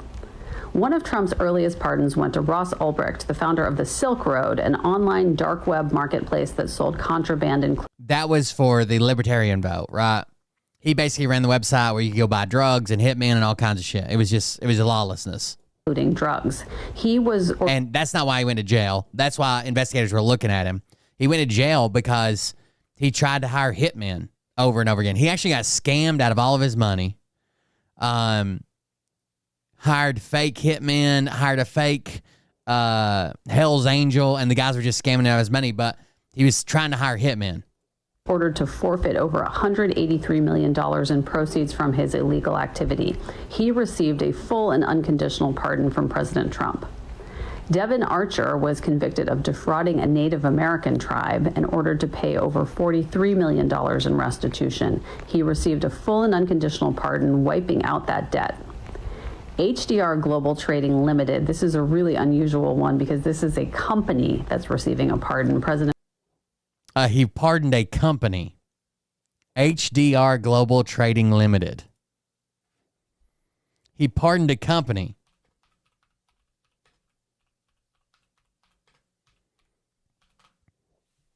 Literally, in the pardon request for like, what was the Chrisleys? The Chrisley family? They don't even talk about like how they didn't do the crime or how they were railroaded or how the Justice Department was weaponized again. All they talk about is how much they support Trump, how much they've donated, the fundraisers they've contributed. That's all they talk about. And Trump's like, yeah, there you go. They paid for it. And Trump is actually granting pardons to corporations as well as individuals. HDR was a cryptocurrency company that is BitMEX. BitMEX is the HDR Global Trading Limited.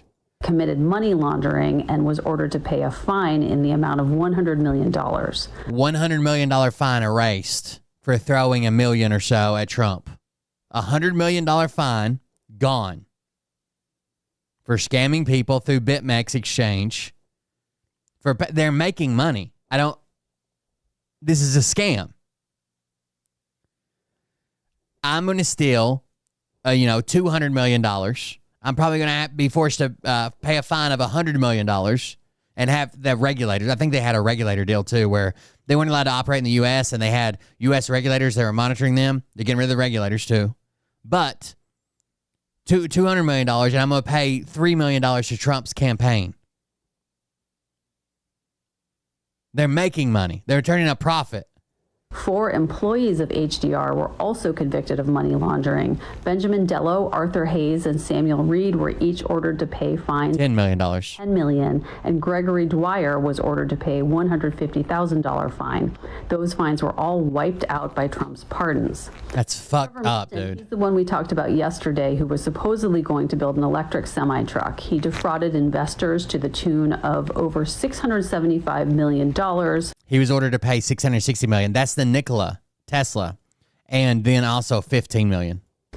wiped out by a presidential pardon. Jason Galanis actually committed multiple different fraud schemes, and he was ordered to pay restitution in the amounts of $37 million plus $43 million. He received a full and unconditional pardon for all his frauds, and those debts were wiped out. Aussie Media is another company that received a pardon, and its founder, Carlos Watson, also received a pardon. They were convicted of defrauding. So the reason this guy, the Jason Galanis, was pardoned was because he aided the GOP in an effort to impeach Biden.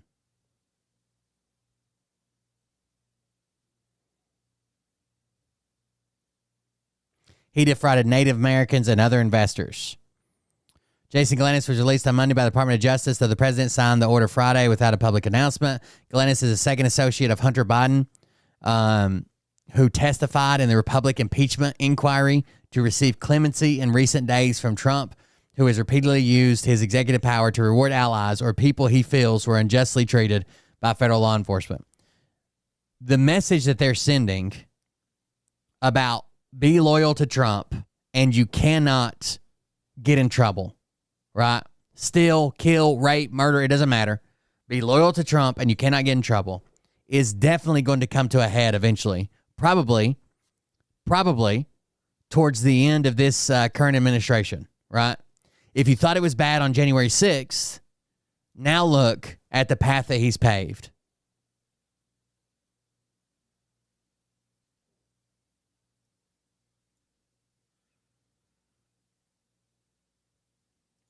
Or reward allies or people he feels were unjustly treated by the federal law enforcement. The White House did not explain the rationale for granting clemency to Galanis, who was sentenced in August 2017 in federal court in New York to 14 years and 5 months of prison for his role in a bond scheme that defrauded Oglala Sioux tribe and pension investors out of tens of millions of dollars.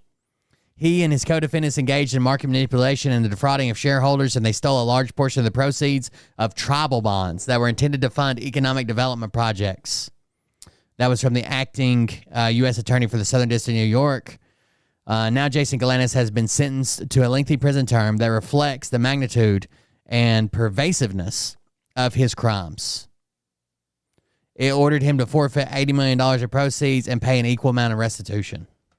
Gone. Just like that. Clemency. Is another company that received a pardon, and its founder, Carlos Watson, also received a pardon. They were convicted of defrauding their investors and each ordered to pay over $36 million in restitution.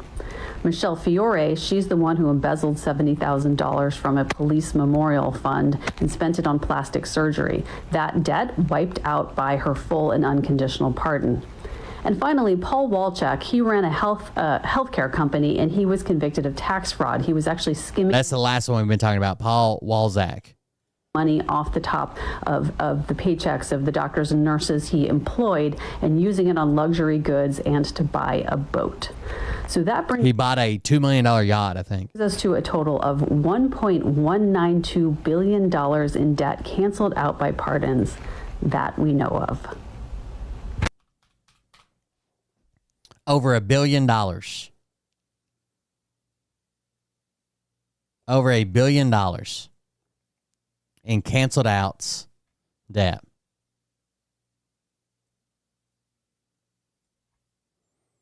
What does a $2 million yacht look like? They're older, so these are like early 2000s. 2007 is probably the newest one. 2006, 2007, 2006, 2007. I'm looking for yachts between $1.5 and $2 million. But this crime was also a few years ago. Still.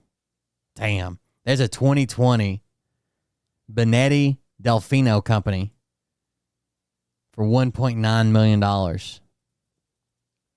He was living the good life. Stealing from nurses, doctors, CNAs, paychecks. Now they're not going to get that money paid back. And they probably still have to pay the money that was stolen themselves, right? Because it was supposedly going to their Social Security, Medicaid, Medicare, FICA, all that shit, right? So they're probably still going to have to pay it. They're probably still going to have to pay that money, and they're not being reimbursed through the court system like they were supposed to. We also have I bumped into this lady on TikTok. I thought she was pretty interesting.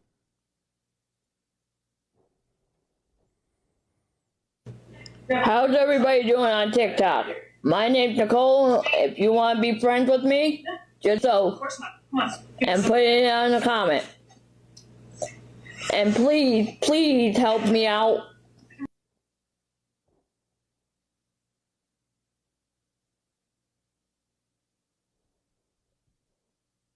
That's Nicole, everybody. New friend of the show.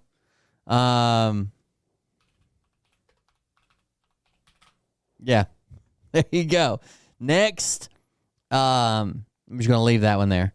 Let's copy this link and throw it over here. I need that link to look something up.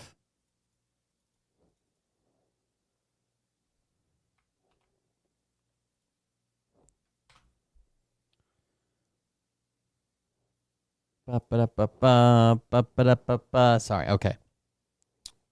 And then, what was the next? Oh, illegal immigrants. Medicaid. There aren't illegal immigrants on Medicaid. They wouldn't have Social Security numbers. They can't get Medicaid. But according to the White House, the 1.4 million illegal aliens who are currently improperly receiving Medicaid benefits will be kicked off the program to preserve it for hardworking American citizens who need it. So I'm a doctor that takes care of Medicaid patients and undocumented immigrants, and what Caroline Levitt is saying is absolutely wrong. Now, whether that's because she's outright lying to you or she's just very confused and doesn't know how Medicaid works, I'll let you decide. But no, undocumented immigrants can't receive federal Medicaid benefits because they're ineligible. They don't have a Social Security number, so I don't know what she's talking about. Now, states do offer something known as emergency Medicaid to low-income and uninsured folks, including undocumented people, but that's always been the case. Emergency Medicaid. Emergency medical treatment. This only keeps you from dying, right? This only keeps you from literally dying. If you're going to die, they have this system, if you qualify for it, that they will do life-saving measures and then kick you to the curb. Medicaid is... And that's not even a federal thing. It's a state thing. Covered undocumented people, and this is just catastrophic insurance, meaning like you are so sick, you have a disease so profound that without medical attention you will die. It doesn't offer long-term care, it doesn't offer general wellness visits, it doesn't offer chronic disease management or prescription drugs or imaging or anything else. It's just for emergencies, as the name would suggest. Now, some states, I believe it's 14 plus the District of Columbia, do offer expanded programs for undocumented folks, but those are paid for with state funds, not federal funds. You know, y'all are about states' rights, right? And what the big beautiful bill does is it threatens those states. It says we're going to withhold Medicaid funding from your state if you don't end those programs. So if your state has a program separate from the federal government that helps anybody that they don't want to help, they will pull their federal Medicaid funding from your state. And people who live in your state will not be eligible for federal Medicaid. Just because your state has figured out a way to give Medicaid to people that the federal government doesn't like. Okay? That's wild. That's insane. And it's going to do nothing to boot immigrants off of Medicaid because, remember, they're not on Medicaid. What it's going to do is it's going to restrict federal Medicaid funding to those states, and they hope that those states are going to say, they're going to look at their ledgers and their balances and say, you know what, we can't afford to keep these programs for the immigrants, so we're going to just end them and do whatever the federal government wants. So what is the end game here, Caroline, and MAGA as a whole? Like, what are you trying to accomplish here? And don't say... They want terror and fear and dead immigrants, right? They want them to leave. They want them to die. They don't want them to have any support systems, even if the state's doing it on their own. Like, the federal government can't do anything to stop the fucking state from having a program that helps anybody that they want to, right? It's the same thing he's trying to do elsewhere, saying that private businesses that hire and use DEI hiring practices can no longer get federal funds and grants or appear in federal courts. What the fuck? My sister works in Kentucky through doing social safety net programs. And she says that actually Kentucky is really good. Like coming from Tennessee and going to Kentucky, like Kentucky's a lot better on like social safety net programs and getting enrolled. I don't know what it's going to be after this Trump administration thing, but she said it's a lot better than Tennessee. Say it's, oh, we're just trying to get Americans health care, because you're not, because the big beautiful bill is also going to boot 13 million Americans off of Medicaid. And anytime anyone ever mentions something like universal health care, y'all shriek socialism. So let's stop pretending like you give a shit about Americans health care. So what is it? Is the cruelty here the point? Is your hatred for immigrants that profound that you want them to die? Is being undocumented and sick in this country a crime, according to you, punishable by death? Do you want their bodies to just pile up outside of emergency rooms as we have to deny them care? And sorry if I sound a little pissed off about this, it's because I am. Because as a doctor, I take care of these people. These people are my patients that you're talking about. Larry Hoover's the gangster disciple guy, right? They're human beings with their own hopes and dreams and fears. Like, I get to know them and their families, and just like anyone else who's in the hospital, they're scared. They don't know what's going to happen. Is the cruelty the point here? And maybe it's because you don't view them as human beings. You view them through this lens of this rhetoric that you always spew, this hateful, xenophobic, racist rhetoric, and it makes you think of these people as subhuman, so it's easier for you to say heinous, hateful shit like this. But I don't know. It's just really bizarre coming from the pro-Christian, pro-life movement, because there's nothing Christ-like or pro-life about this. But hey, what do I know? I'm just a pro-choice atheist, but... Fucking wild. Like, what the fuck do they care what a state does about it? I've asked so many atheists this question, and not one of them can answer me. Or if they try to answer me, the answer is just not a good answer. If you're an atheist and you're listening to this, give it a shot. Answer it in the comments. Or even better yet, do a video on it and tag me. Here's the question, you ready? If humans are just a result of blind evolutionary processes, as you claim that we are, why should I believe that humans have any sort of objective value or purpose? So you don't have to believe that humans have any objective value or purpose other than the ones that we assign to it, right? We should want to be good people because we assign that to ourselves as the human race. We don't have a higher calling. We don't. That's the short answer. There you go. The long answer is a little more complex and nuanced, but hey, you asked for an atheist's opinion, and we tend to be a little long-winded and verbose, so stick with me. So I have a problem with objective value here, because that would imply that humanity, human beings, possess some sort of worth that is immutable, unchangeable, and universal. The cruelty's the point. I think so, yeah. Right, they want to make it unbearable for immigrants here. They want them to feel like a fucking second or third class. They want them ready to leave, to hate this fucking place. Evolution doesn't strive to provide value or worth. It literally just is a series of biological processes that select for favorable traits in reproduction, like survival of the fittest. It doesn't mean that some species are more valuable than others. It's just some species survive and some don't. And I personally think that what we find valuable and worthwhile are subjective, individualized. They're based in our communities, societal norms, cultural norms. One of my teachers in high school was actually a creationist. And years after I graduated, I was posting something on Facebook talking about being an atheist. And he DM'd me and said, Eric, I don't get how you view your life as something meaningful or valuable if you think we just all crawled out of this primordial ooze, that there was just some random assortment and then poof, there we are, and that we didn't have some sort of divine hand in making us, because I can't see my life as valuable without that. And I'm going to tell you what I told him. I'm an atheist. I don't believe in God, and I don't believe in an afterlife. So for me, this one life is all I got. I'm not getting a second chance at it. So I take value in that. Everyday experiences are valuable to me. Obviously, some experiences are going to be more valuable than others, like the dinner I had with my husband the other night where we just sort of chatted about his Vampire the Masquerade campaign. It's a lot more valuable to me than the 2-minute conversation I had with my barista before getting my coffee this morning on the way to work. But everything to me has value, and it really makes me look at things inherently through that lens where, I don't want to hold on to grudges or harbor ill will or anger or hatred. I'm a human being, so I will experience those emotions, but I won't dwell on them, because that detracts from my life. That removes value from my life.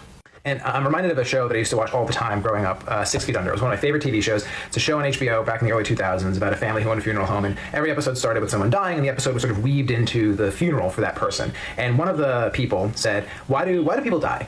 And then the main character, Nate, said, to make life important. And that's the view I take, right? My life has an expiration date, so that means everything that I'm doing right now is important, because I'm not going to get another shot at it. And even when I just think of the genetic lottery that I won to be here, the me that I am, out of all the potential combinations, it's literally one out of hundreds of trillions Those are incredible odds for me to be here right now on this earth experiencing what I'm experiencing now. So that gives my life incredible meaning and incredible worth. I know that was really long-winded. I am very verbose, like I said, but hopefully that... I don't know how we got sidetracked on that. I just remember that guy asking that video. Carolyn Levitt's a piece of shit, dude. Barack Obama's, they expanded Medicaid to young, healthy adults. And so what the House has done, which I've been advocating for a long time... Everybody should have health care. What the fuck?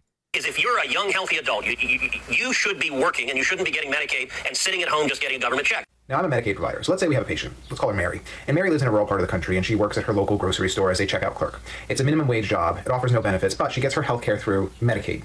Now, times are hard, and her grocery store got hit particularly hard by tariffs and supply chain issues, so they have to lay Mary off. Now, Mary is scrambling to find a job so that she can stay eligible for... Don't tell me anything. Either we're the greatest fucking country in the world, and we can give everybody health care, or we're not. And we'll just move the fuck on. But the same people that want to scream, we're the greatest fucking, oh, we can't do that. No, universal health care, no way. What are we, socialists? Yeah, let's just let fucking people die, right? And most people, I'll go out on a limb and say, most people fucking die because of lack of health care, right? It's a lot of things that build up, right? You don't go to the physician for this, and then you get high blood pressure, and then you don't want to go for this, and then you don't go for that. And the high blood pressure builds up, and then you end up in heart disease. But stuff that could have been prevented if you wouldn't have thought, man, it's too expensive. Man, I can't do it. Man, I can't afford it. You probably would have went to the doctor in the first fucking place and got preventative treatment. Rather than on your third fucking heart attack and your seventh fucking stent being like, damn, this is going to be expensive. Medicaid. But unfortunately, a lot of people in her small town got hit by these layoffs, and there really isn't much work to be had. And the nearest town with work is about a 35-minute drive away, but unfortunately, Mary doesn't have a car, and the public transportation system in her town is particularly dismal. So she keeps trying to find work, but unfortunately, during this time, she loses access to Medicaid, which means she loses access to her primary care doctor, her specialist, and the ability to get medications. And without those things, Mary's health starts to deteriorate, and she's in and out of her local emergency room with flare-ups of her disease. And honestly, it would probably be cheaper to give everybody preventative shit than it is when they have these massive fucking things and still can't afford it at the end. And now she's racking up tons of medical debt. As Mary's health continues to decline, she realizes that she can't really stand for prolonged periods of time because of her rheumatoid arthritis, and she realizes that being a checkout clerk is no longer going to work. So she looks for other jobs, more sedentary jobs like a receptionist, but unfortunately a lot of those jobs require prior experience, which Mary doesn't have, so she doesn't get hired for those. She tries to apply for disability and then volunteer and do some community service so she can get access to Medicaid and her health care again. But unfortunately, the process to do this is very bureaucratic. There's tons of red tape. It's confusing, and a lot of it requires access to either a smartphone or the internet, both of which Mary lost access to because when her services got cut off, she couldn't pay the bills. The problem is we have a whole generation of people that are coming. I saw a video the other day that, let me figure this up. Hold on. I shared it on Facebook. I'll show you in a minute. We have a whole group of people in this nation that were told, hey, if you stay out of trouble, keep your nose clean, work hard, you can have access to this American dream, right? Maybe not. Maybe you won't be a millionaire. You won't be a billionaire. You won't have a yacht, but you can afford a house. You can raise your kids. You can live healthy, happy lives. And that's just no longer true anymore. It's just no longer true. To choose between her utilities and food, and Mary chose food. All of this is extraordinarily stressful for Mary, and she's still trying to find work, but she's getting sicker and sicker. And one morning she wakes up, and she's really nauseous. She's vomiting. She's got a headache. She's dizzy. She's got chest pain. She's short of breath. Shit happens to jobs. People get laid off. Companies shut down, right? People are unable to work. We need to break away from tying healthcare to employment. Everybody should just have healthcare. Depending on how much you make is how much you should have to pay into it. And the lower bottom half shouldn't be paying a fucking dime. Everybody else should be prorated based on how much you make. So if you make $150,000 this year and you pay a few $100s a year for your health care, if you go to making $400,000 next year, you might pay $2,000 a year for your health care. But we should break away from it being tied to employment. confused. She calls 911 and the ambulance comes to pick her up to take her to the emergency room. Unfortunately, her local emergency room has closed because it was primarily getting its funding through Medicaid, and with all these Medicaid cuts, they had to shut their doors. So the ambulance is forced to take Mary to an even further emergency room outside of town. But unfortunately, by the time she gets there, she has slipped into a coma. When she gets there, they test her. They find out she has diabetic ketoacidosis from missing her insulin. Not by choice, she couldn't afford it. And she winds up in the ICU for a few days, and unfortunately, Mary dies. So let's pause there and have this discussion. So do you guys think that Mary was a freeloader? Do you think that she was just someone who was sitting at home getting a government check, milking the system? Or was she a victim of that system? Was she stuck in this vicious, perpetual feedback loop from which... There aren't even jobs where I fucking live. There are jobs, but not to raise a fucking family on. No goddamn way. Escape, where there are many systemic and structural issues that were impacting Mary's ability to get care, Mary's ability to get work. Don't let MAGA Republicans gaslight you into thinking that these are just work requirements. They're not Medicaid cuts. They are most certainly Medicaid cuts. We have data to support this. They did this in Arkansas, and when that happened in Arkansas, what happened was 18,000 people lost access to their health care, and it had no impact in employment. What this is going to do is it's going to make millions of people lose their health care. This will make the chronic disease epidemic worse, not better. People are going to get sicker. People are going to die. Rural healthcare systems are going to collapse. That is going to further exacerbate the already existing healthcare disparities, which contribute a lot to our chronic disease epidemic in this country. It's not good. As a physician who accepts Medicaid patients, I'm telling you right now, this is not good. But what can you expect from the pro-life, Make America Healthy Again party? Am I right? Barack Obama, as they expanded Medicaid to... It's disgusting, dude. It's fucking disgusting. The way they fucking treat people, man. It's insane. I don't know what else to say. It's fucking insane. Let's try this one. All right, some of the biggest names. They're only pro-life until you're out of the womb.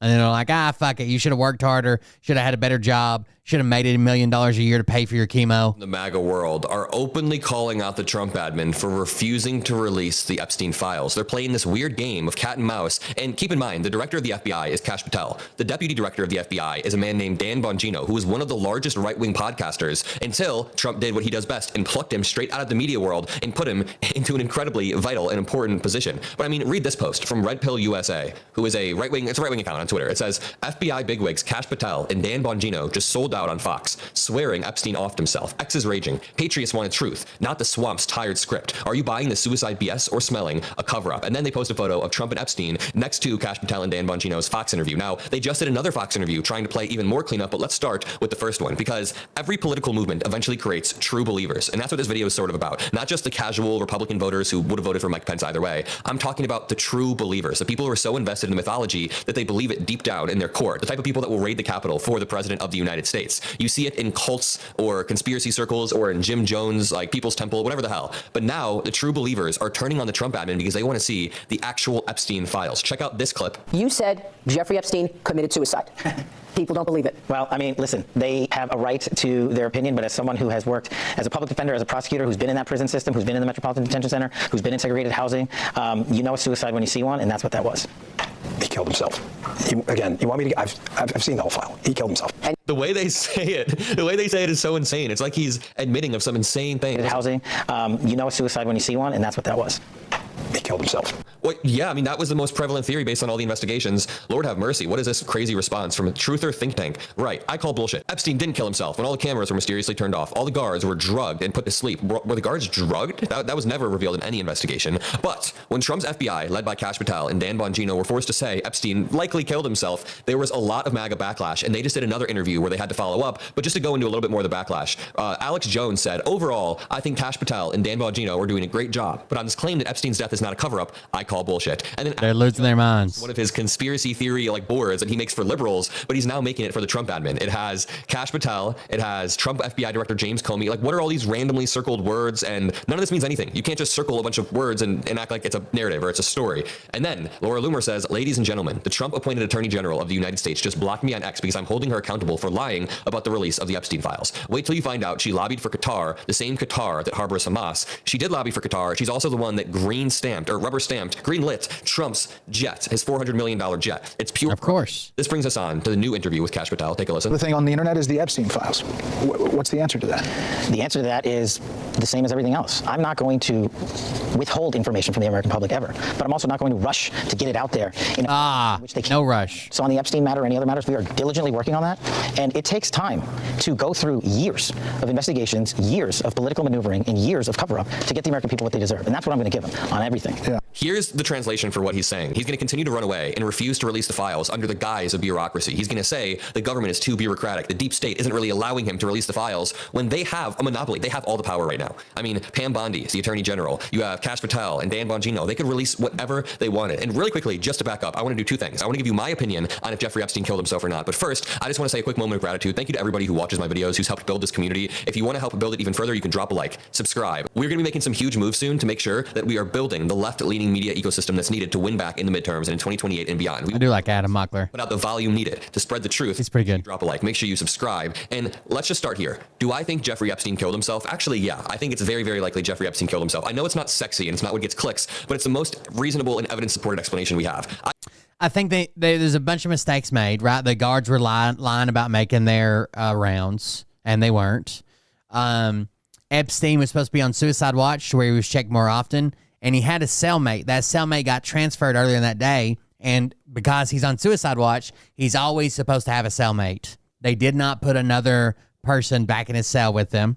That could have helped. Even though the guards didn't make their rounds, the other guy could have yelled, hey, something's happening, got their attention. That was a mistake. There's a bunch of mistakes made, but it seems like he hung himself. I think that when one of the most powerful men on earth, he went from like billion-dollar penthouses, and there's just too much. There's too much riding on one person coming out and saying, no, he didn't kill himself, and I was there, right? Here's how it happened, and we haven't seen that. No credible person has come forward and said that. Just podcasters and QAnon influencers and shit like that. Mingling with presidents and celebrities to a concrete cell where he was facing life in prison, probably daily abuse, getting the shit beat out of him, which he should get the shit beat out of him, destruction of his name, and no life beyond that. He probably killed himself. He was a narcissist with nowhere to run. It's something called Occam's razor. The simplest explanation is likely the truth. Do I believe that the guards were so drugged out that there was a perfect, do I believe the Alex Jones conspiracy theory? Probably not. There's no direct evidence that Jeffrey Epstein was murdered. There are weird inconsistencies, but there are a lot of inconsistencies in a lot of cases. The leap from like glitchy cameras to Hillary Clinton sent a hit squad is just sort of a leap. Okay, but to continue back with the main story, there's another. Also, I don't think the cameras are just out at that time, right? They had problems with their camera system for a while, and they just hadn't fucking fixed them. It's another failure. Red Bear pushing even harder. True. But there's a lot of conspiracy theories out there. There are. The Epstein thing, you dealt with Maria, you said, as far as you know, he killed himself. I'm telling you, he killed himself. It pains them to say that. It pains them to tell the truth. Alex Jones on another show then comes out and says, obviously Jeffrey Epstein didn't kill himself. Kash Patel and Dan Bongino's body language in that interview looks like a hostage video. You know what? I actually kind of agree with what he's saying there. It does kind of look like a hostage video. You said. Look at their body language in this. Look at the way Dan Bongino. You know a suicide when you see one, and that's what that was. He killed himself. They hate saying this. They basically made their careers on podcasts saying the exact opposite. Not even 6 months ago. It does look kind of like a hostage video, but I don't think they're being held hostage. Here's Patel talking about Comey. And that's just a bonus. Do you know how many copycats we've had to investigate as a result of that beachside venture from the former director? Is that right? The beachside venture from the former director were seashells in the formation of 86 and 47. You've had to investigate hundreds of people that put beach shell. Like what? It's absolutely absurd. And just to end this all. How many people could you possibly investigate from the seashell post? Comey and his wife. That's it, right? Who else are you investigating over that? I want to say that the true believers that I talked about at the beginning of the video believed Trump was the guy who would rip the system open and expose the truth. They thought he was going to end the wars, slash the debts, declassify the Epstein files, lower prices on day one, and unleash the truth. Well, he didn't end the wars. Actually, more wars have sparked. He didn't slash the debt. They're about to do the exact opposite and add to the debts. He didn't declassify the files. People are mad at that. Obviously, he didn't lower the prices at all. When it comes to ending the wars, he's floated plans of sending more troops to our allied countries. So it's all a lie. The Trump administration has to reckon with the monster that they created. When you build a movement on distrust of the government, the distrust will eventually turn. I'm going to tell you, maybe I'm a bad liberal. Maybe I'm the worst liberal. But I'm kind of super excited about the suppressor language in the beautiful budget bill. Sorry. I'm a gun nut. I'm super excited. inwards. And you know what? We are going to continue to apply pressure on the Trump admin as they mess up on a daily basis. It's weird. Like, these conspiracy theorists don't care about the actual problems. I would rather make videos about like Signalgate and Pete Hegseth's lying and the wiretapping, the illegal wiretapping. There are many, many real things that we could talk about. And this is real too, of course, but like, it's just funny what Alex Jones focuses on when there's a lot of bigger fish to fry. I'll leave it at that. Drop a like, subscribe. Love you all, and peace out. Mostly because I think I would never ever do this. As a responsible American citizen, I would never ever do this under the current law. But it is super interesting to think about, hypothetically,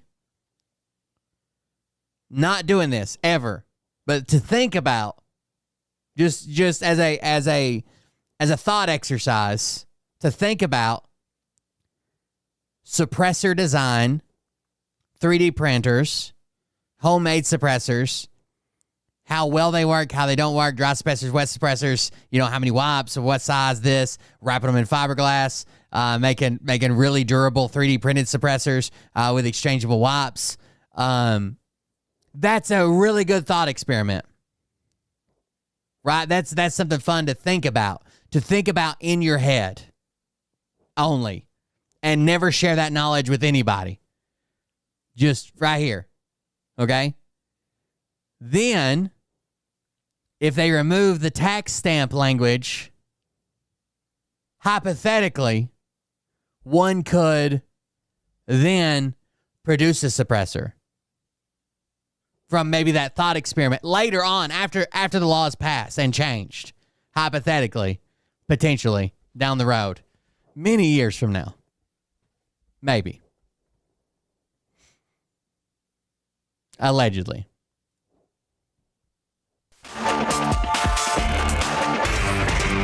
Somebody else, not me. Remember how Pete Hegseth's top aides were fired after being accused of leaking information? Well, the White House investigated that matter, and it's taking a fascinating turn. Information on the alleged leakers was perhaps obtained via illegal wiretaps. According to The Guardian, White House advisors were reportedly told that Hegseth went full-blown NSA style, using wiretaps to fire top aides amid the Pentagon investigation leaks. Chaos erupted within the Pentagon. This is wild to me that they wiretapped their subordinates' phones, in mid-April, allegedly. Began trickling out about U.S. military plans, including the supposed retaking of the Panama Canal. Hegseth launched a probe that ended up in the firing of his senior advisor, Dan Caldwell, along with two other aides, Darren Selnick and Colin Carroll. Now, all three men denied any claims of wrongdoing, and the White House aides have since pushed back on the accusations of illegal wiretapping. Joining us now to dive into this is Kurt Mills, executive director of the American Conservative magazine. Welcome back to Rising. I think that recruitment tends to go up during economic downturns. The military is not a bad deal when like in the housing crisis in 2008. It's not a bad deal, right? You get meals, you get a paycheck, you get a place to live. If you meet somebody and get married, you can get off-base housing. You get BAH. It's not a bad deal. You get the GI Bill, right? You can go to school. You can study. It's not a bad deal, depending on your MOS and going to combat and all that shit. That kind of sucks, right? You're risking that versus guaranteed job, right? It's not like you're going to come in and get laid off one day. You got me. Yeah, appreciate it. You and I are fans of a more non-interventionist foreign policy, and it's been really interesting to see that take shape under the Trump administration, with some figures in the Defense Department clearly being spokespersons for that kind of hands-off approach. So that the way the bill is currently written, it would remove the $200 excise tax on silencers, which is not that big a deal to me. I think it should be lower, but $200, and remove them from the registration requirement under the NFA, the National Firearms Act. That's a big deal for me. So if that stays in, I'm all for it. Obviously, I don't want to see them using crime. I don't want to see them. There is an argument to be made for like sports shooters, right? Silencers are good for sports shooters, right? Better even if you do wear hearing protection, suppressors are really good for that. But I don't want to see them used in school shootings. I don't want to see them used in crime. I don't want to see them, an uptick in crime committed with suppressors. But I would, for my own selfish benefit, I would like less regulation around suppressors. seems on board with it. He railed against neocons in a recent speech. J.D. Vance, we know, is very much on board with that. But there is another faction, obviously, within the Defense Department that wants to, return to kind of Bush-era neoconservatism. So I was really, my eyes open wide when I read this news that there was some evidence of illegal wiretapping going on that ended up with the ouster of the aides on the more non-interventionist side. What do you make of all this? Well, first, I can't independently corroborate the reporting, but I don't doubt it. So I think the first thing here is, as much as I would like to put an ideological sheen on what occurred. I think a lot of people think that they'll be used in like mass casualty events, and they think that it makes a gun a lot quieter than it actually is. Right? There's still noise. Unless you use the right ammo, there's still a crack, a sonic crack, unless you're using subsonic ammo. But even with subsonic ammo, there's still noise. It doesn't silence the gun. It suppresses it somewhat. And I don't think that it's going to change the reporting of mass casualty events. Like, still people are going to call 911 the same way. Right now, every time I watch a damn like a police video, people are always like, I thought I heard gunshots, but then I just figured it was, something else, fireworks or car backfiring or construction work or like, so I don't know. The first thing to understand about what I think is fairly called Pentagon Gate is that this is an operational failure by the secretary. Effectively, he had an infighting, high command.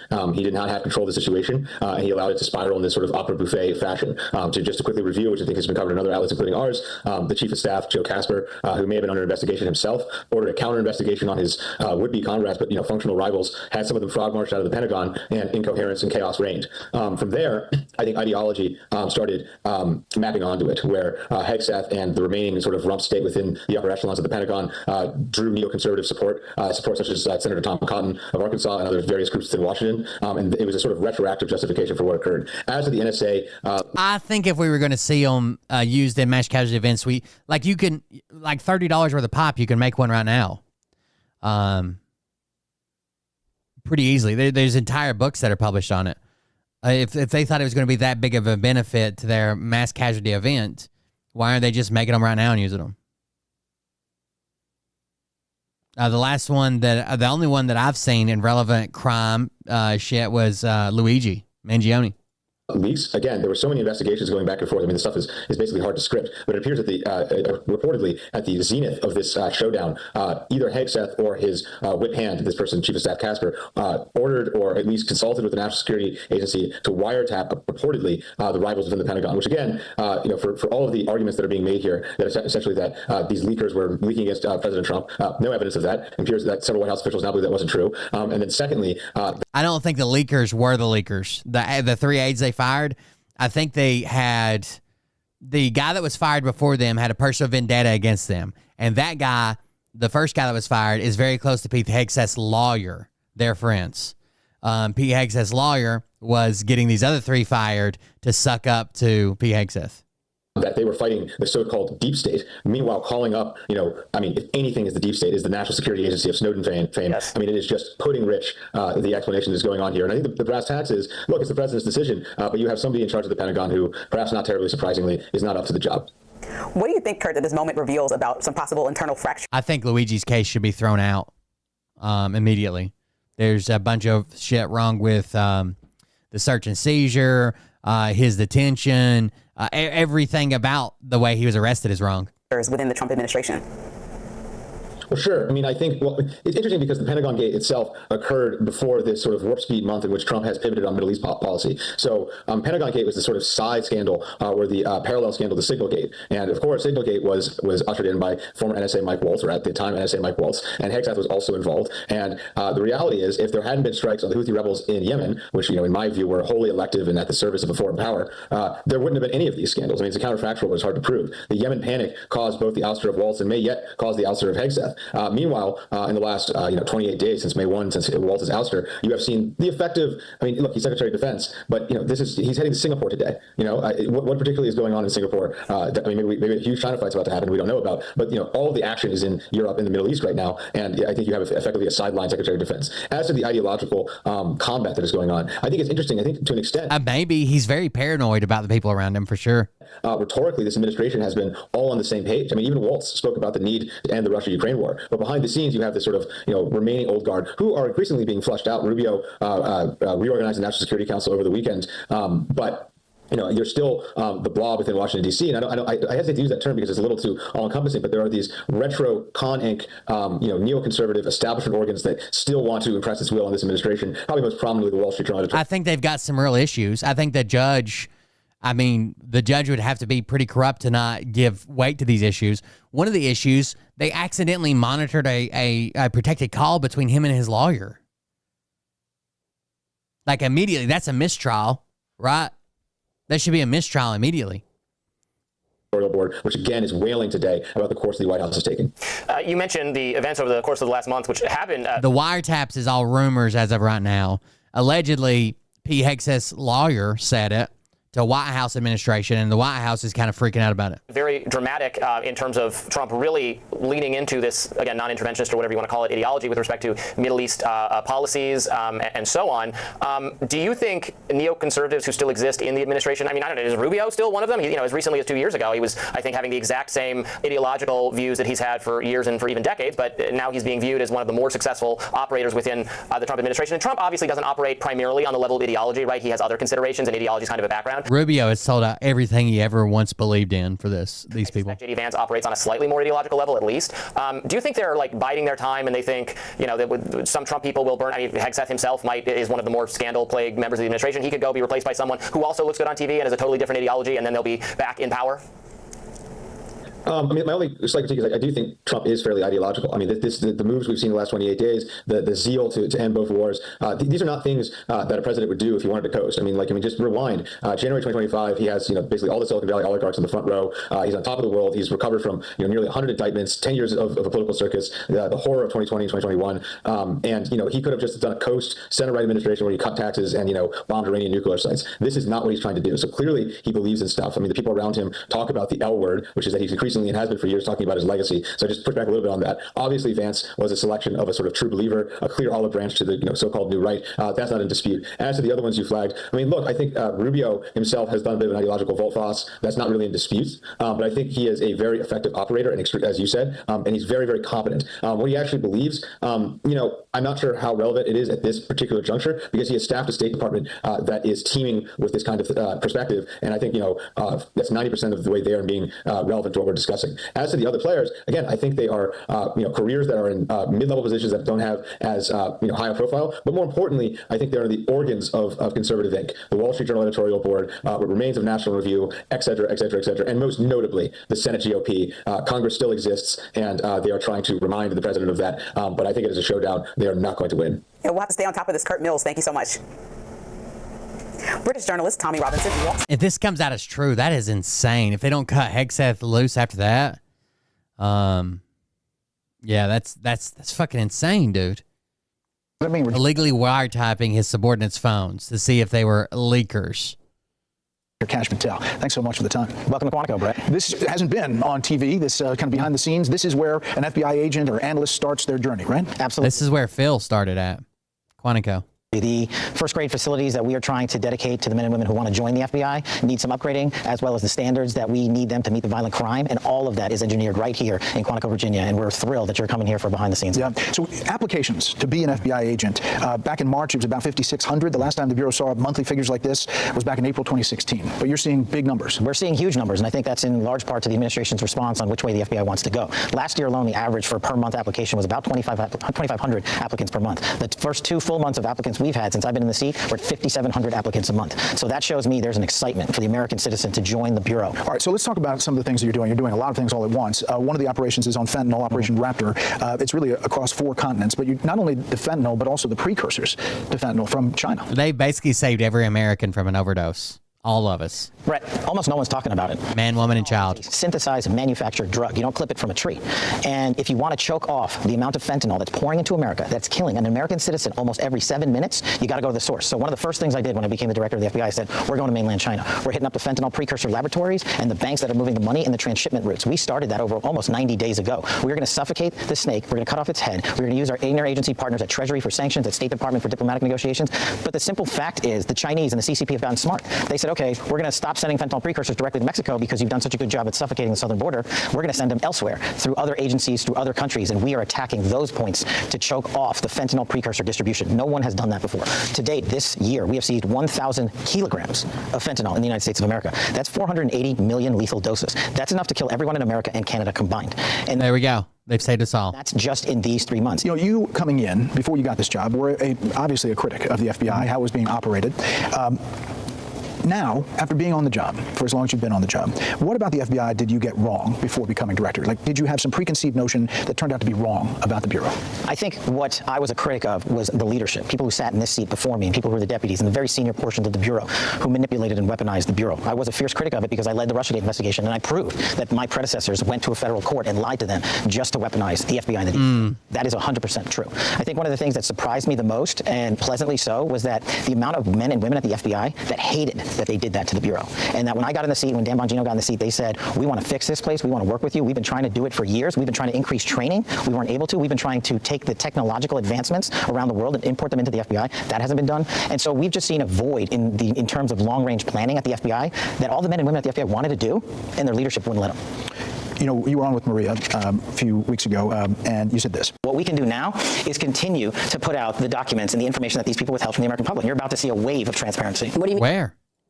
Where's all this transparency? All right, we're almost at 2 weeks. Week or two. So, this is about Crossfire Hurricane. You just talked about that, all that you've been learning. Can you give us a little of that wave of transparency? Absolutely. So just quickly on Crossfire Hurricane, that is a continuing production. We have found material, and I'm the Crossfire Hurricane guy, that I didn't even know existed in FBI holdings. So there's been held someplace else? Or that's been stashed away in locations that people thought we wouldn't find it because we wouldn't know to look for it there. And I promised with my congressional partners, I'm working with Congress on constitutional oversight because that's what the American people deserve. And those documentations have been flowing to Congress nonstop on a rolling basis since that interview. But more importantly, people have had questions about January 6th and whether or not there were FBI sources, not agent sources. Again, not agents. Who in their right fucking mind, when you're thinking about the people, the groups that gathered for January 6th. So you got like the Proud Boys, the 3%ers, all those people, right? Who in their right mind thinks that there weren't people who the FBI had questioned before or who have provided information to the FBI before on the ground on January 6th? That's not the conspiracy. They're conflating the two. Of course, there were people that gave information to the FBI in the Proud Boys, in the 3%ers, in the Alex Jones groups, in the America First groups, in the Nick Fuentes groups, all these radical groups had people that the FBI spoke to, guaranteed, that were leaking information to the FBI. Guaranteed. They're conflating that FBI agents were unmarked on the ground and started the January 6th riots. We know that the Proud Boys, that one woman, that Proud Boy person, was providing information to the FBI the entire fucking time. And now she's flipped, and now she goes back to support the Proud Boys. Anytime you have any type of radical group, I just assume that the FBI either has somebody that's trying to get into that group as an informant or someone that's already in that group as an informant. I hope so. That's what I'm paying them to do. I don't care if it's left-wing or right-wing ideology. If it's a radical group with radical plans, I hope the FBI has contact with somebody in that group. That's what we pay them to do. But to conflate that with FBI agents who are on the ground, I just heard the mom from the Necessary podcast, the Conversation podcast the other day, saying there were 27 FBI agents on the ground on January 6th that started that whole mess. No, there weren't. On the ground during January 6th. And I told you I would get you the definitive answer to that, and we have. And we are in the process, again, of working with our partners to divulge that information, and it is coming. And I will tell you this, the answer to that question will surprise and shock people because of what passed. No, I wouldn't be surprised if it was thousands of anybody who ever has or after the fact, worked with the FBI. I wouldn't be surprised if it was thousands. Has ever given information or gave information post January 6th. I wouldn't be surprised if it was thousands. It's not going to surprise me. They probably had hundreds of people that gave information to the FBI that were members of the Proud Boys. That was a huge group saying crazy, radical fucking things. FBI leaders have said about it. Former FBI Director Chris Wray. I know people that I served with.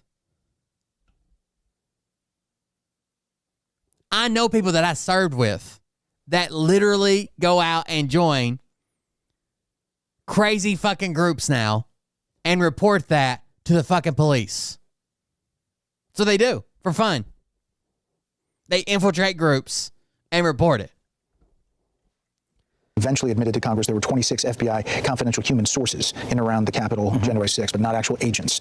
Can you say that's true? Are there more than that? What you're learning from that? I can say that that is definitely a piece of the truth. Why it took a ton of time for and questioning in Congress for the director to get that point is what I'm trying to eliminate from the FBI. If Congress asks you a question under oath, whether or not... Because it's hard to say, okay? If one guy back in 1987 reported his brother for building, a fucking pipe bomb in his basement, and then 10 years later joins up with the Proud Boys, right? And he's still on your rolls as a source, but now he's not. It's hard to determine. Are we talking about what about post, right? What about all the people that came forward and didn't feel good about what happened on January 6th that testified afterwards, right? And once you put a number on it, and say this many, everybody starts looking internally and saying that guy's a snitch, that guy's a snitch, that guy's a snitch, that guy's a snitch. There were sources in around January 6th at the Capitol. You as the director of the FBI need to know that and not deflect and give a DC answer. You have to be prepared for that. And that's the answer we're giving. That's the answer Chris Wray should have given. And I would say it was hard for them to even know how many people were former or post or current sources that were in or around the Capitol on January 6th. Eventually, everybody's going to know the whole picture. Yeah, because the American people deserve that. And look, no one's more frustrated than me. Remember, I was chief of staff of the Department of Defense on January 6th. We said that we were ready, and the president had previously authorized the National Guard to... Imagine I asked you how many people were left-handed and also played baseball at some point in their life and were in and around the Capitol on January 6th.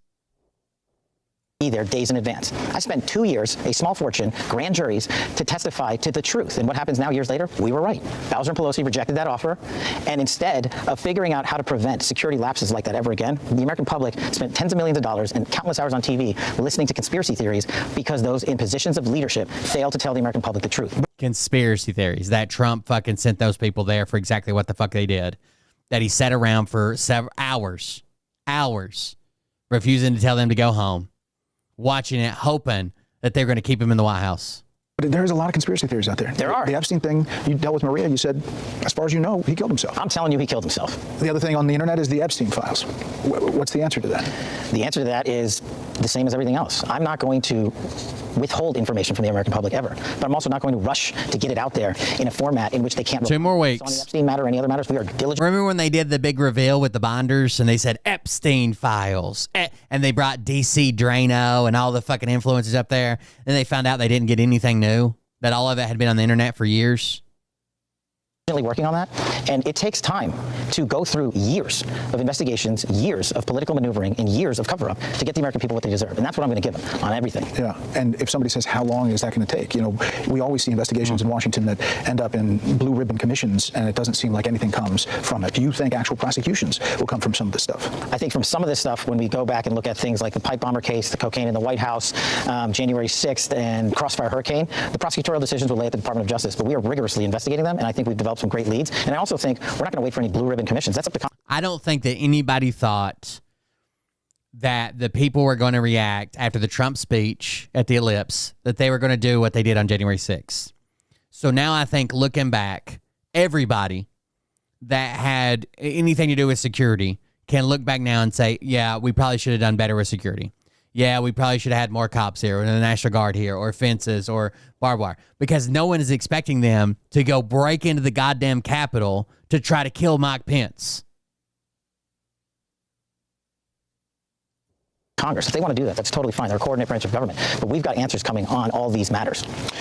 You promise? I do. Your deputy, before you became deputy, said this. Like many people, I believe the FBI knows the identity of this pipe bomber on January 6, 4 years ago, and just doesn't want to tell us because it was an inside job. Why didn't they find the bomber, the pipe bomber? You know, they know who the pipe bomber is. The FBI knows who it is. And this motherfucker gets all this credit. His stupid fucking pussy neck gets all of this with his followers saying, oh, well, he just repeats what the conspiracy theorist podcasters say. The pipe bomber. The pipe bomber. They know. They know. Does the FBI know who it is? The FBI, under me and Dan Bongino's leadership, has reestablished that investigations of great public importance that almost blew up the DNC and RNC in Washington, D.C., an area in which then Vice President Harris was in the vicinity of, is something that needs to be answered. And we learned that FBI leadership in the prior administration slow-rolled and basically shut that investigation off. So we turned it on. And we have some great leads, and Dan is actually going to talk about that when he does Fox and Friends tomorrow. Okay. You don't want to give us a little something? I can't get ahead of everybody. All right, all right. What did you make of your predecessor's walk on the beach with the shells 8647? You know, the FBI is bigger than any leader has ever had or ever will have. And James Comey's a private citizen, and he can walk around the beach and talk about seashells and Crayola crayons for all I care about, and talk about how we're the conspiracy theorists. But I just remind the American people of one thing. When that man was a leader of the FBI, he perpetrated the largest criminal conspiracy, packaged political... All right, so yeah, it was nothing, and you tried to make it into an assassination attempt. Information from overseas, took it to a federal FISA court, and illegally surveilled a political opponent. So I won't be lectured on how to run this FBI from that man. Well, James Comey was just on talking about all of that, the seashells. The nuns, the neck cunt. Is that what we're talking about? The guy has literally nothing in his entire adult life that prepares him for this role, and so that's deeply concerning to start with. In a way, I'm a little bit sorry for the guy. He's barked at the FBI nonsense for years, and now he not only caught the car, he's got to drive the car, and so that is a daunting task for him. Like the dog that caught the car. That's exactly what it is.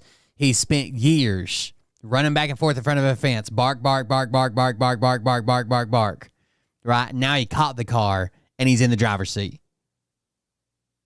I hope he lets the career people do their jobs, but they've already forced out a bunch of good career people and sent a chill through the organization. That's James Comey. If he wants to come after me, no problem. I've been living rent-free in that guy's head for years, and that's just a bonus. Do you know how many copycats we've had to investigate as a result of that beachside venture from the former director? What copycats? We can say it every day. 86 motherfucking 47 in his fat fucking face. What are the copycats? Is that right? Do you know how many agents I've had to take offline from chasing down child sex predators, fentanyl traffickers, terrorists, because everywhere across this country... That sounds like bad personnel management. If you are taking people from chasing down child predators to find people on the internet posting 8647... You're a fucking retard. People are popping up on social media and think that a threat to the life of the President of the United States is a joke and they can do it because he did it. That's what I'm having to deal with every single day. And that's what I'm having to pull my agents and analysts off because he thought it was funny to go out there and make a political statement. The 8647, the president said that he believed it was an assassination message. On assassination attempts. I'm going to start tagging Kash Patel in all my 8647 posts. I did ask the president on the Middle East trip about this. Is there frustration on your part? Will we get transparency? Will we know the bottom line story? It's very interesting because we have great people. I think Pam is incredible. I think Kash is incredible. I'm relying on my people to tell me what it is. You know, we have deep-seated craziness in this country, and I'm relying on my people. And so far, they're good. But so far, and in this case, the Secret Service, they tell me it's fine.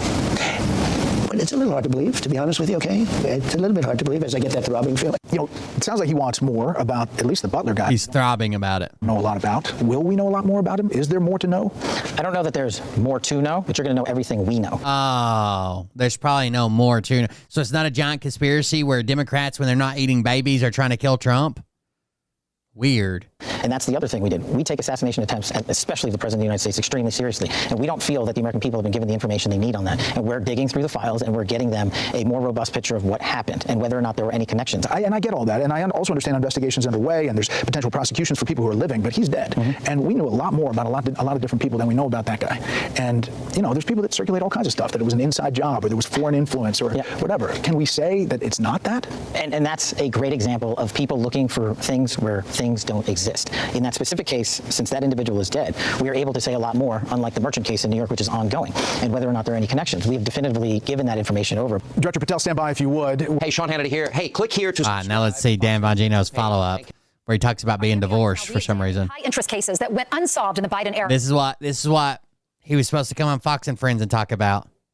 That includes the 2021 D.C. pipe bombings, the 2022 leak of the Supreme Court's Dobbs decision, and the cocaine that was found. I think the Dobbs decision probably needs to be investigated, and there should probably be punishment around that. Like, I don't think we should. I don't think it's good precedent to start leaking Supreme Court decisions ahead of time because they know the public reaction to it will be kind of crazy. Found in the White House in 2023. Here to discuss this and more is FBI Deputy Director Dan Bongino. Dan. I would personally investigate all the cocaine in the White House. All I need is a crisp $100 bill, and I would get to the bottom of that cocaine. I guarantee it. Great to see you on the couch again. Yeah, welcome back. Absolutely. Nice to see you in person. That's so many good memories. Great to see all of you. First off, before we get into specifics, what did you think the job was going to be like? What is it like? You know, the biggest lifestyle change for me has been family-wise. I mean, we already went through this with my time in the Secret Service. But, you know, when the president called and asked if I would take the job, you know, you can't tell your audience for years, go out and do stuff, talk is cheap. And then when the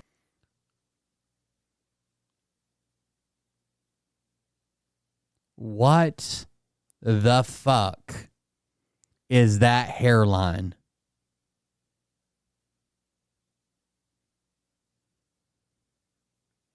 Why does it look like they put a face over someone else's face?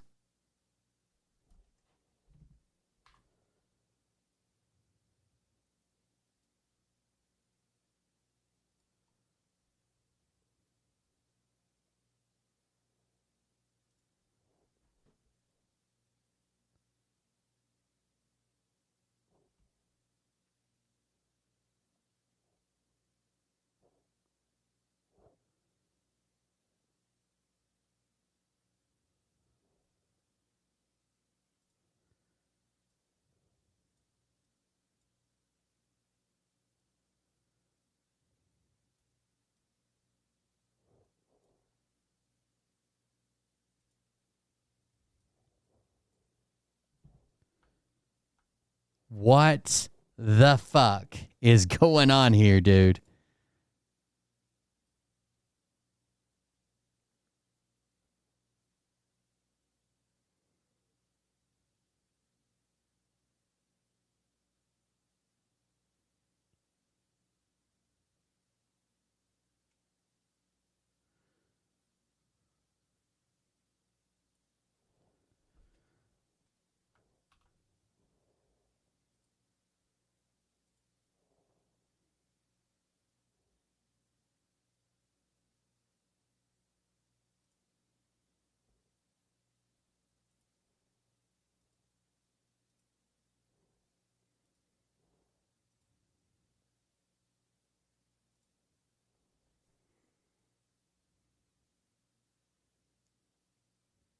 That's a normal human head. That's a normal human head. What the fuck is that?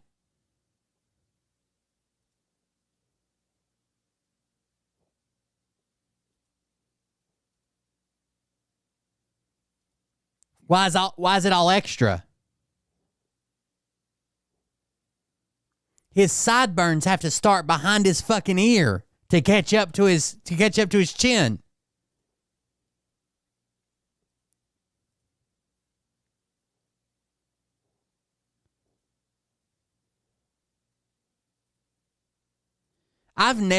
Is this why his podcast is always direct on his face? Like it's always a perfectly forward camera?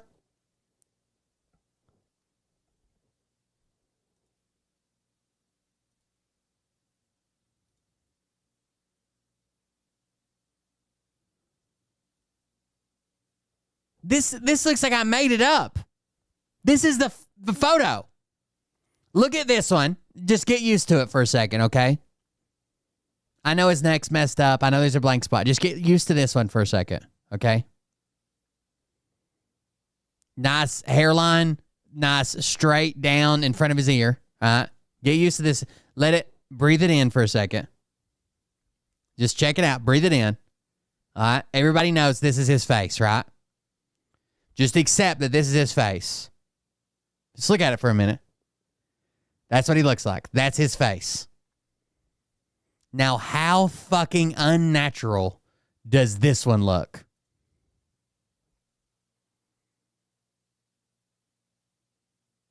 It looks like I pasted another face over his face.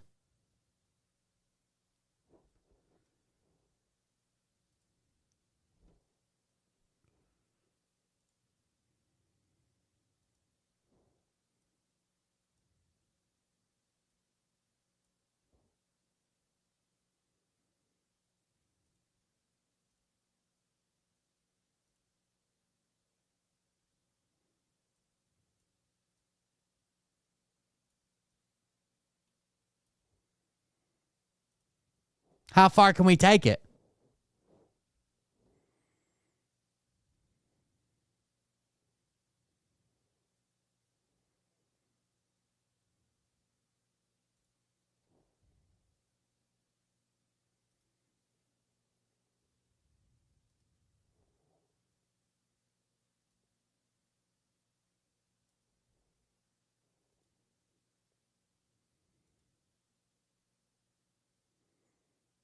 Why does that one look like the real one, though?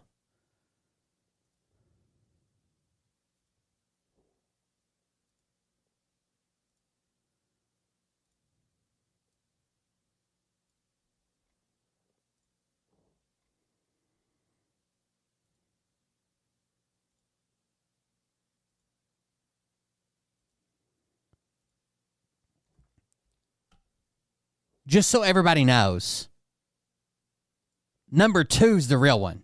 This is the real one right here.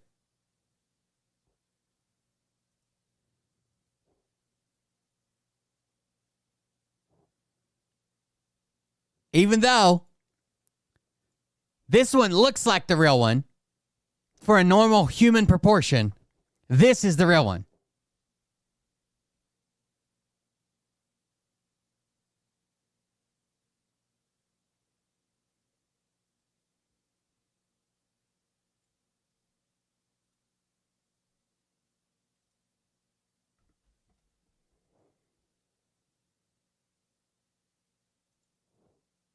Opportunity comes to do stuff. I didn't mean me, I meant you. It's kind of you're a fraud. I mean, you don't sound like a fraud, you are one. So it was a lot. It's been tough on the family.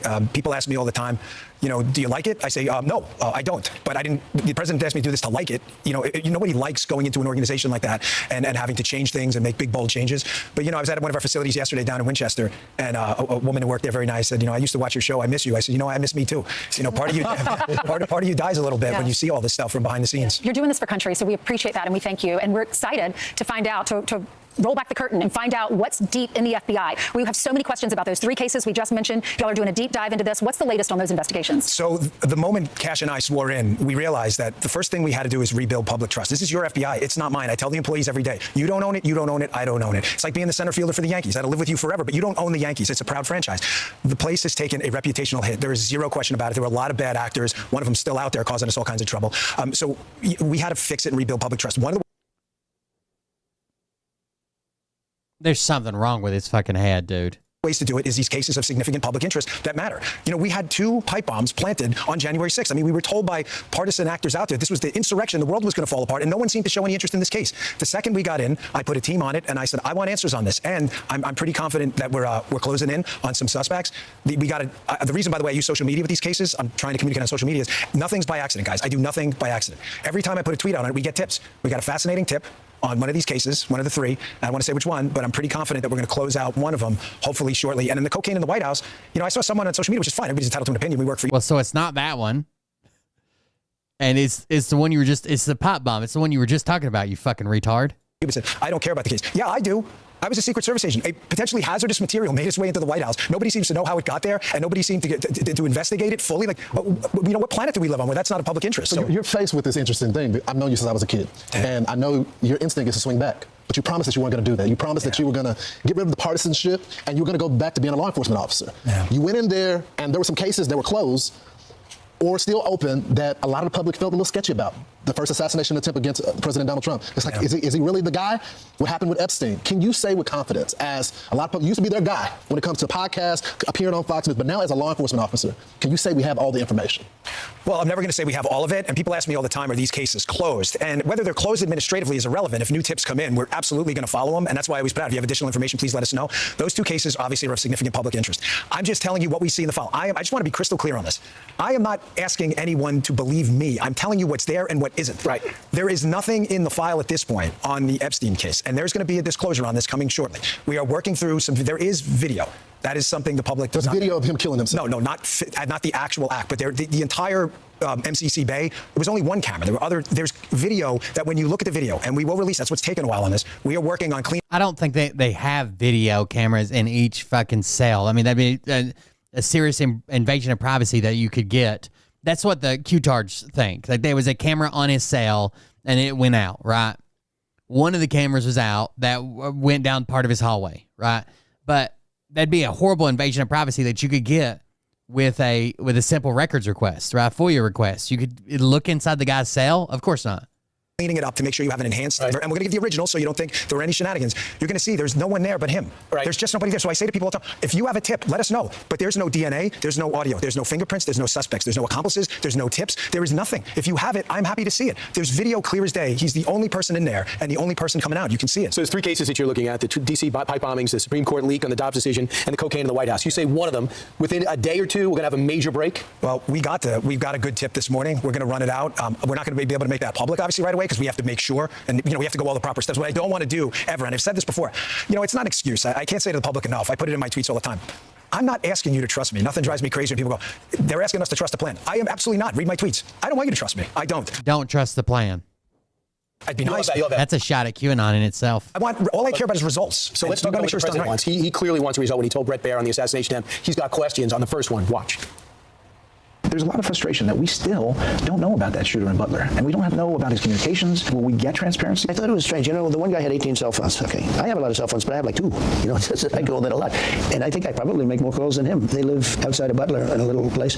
Where do they get this lawyer that would represent IBM and would represent ExxonMobil? You're the president. Can't you find out? Secret Service.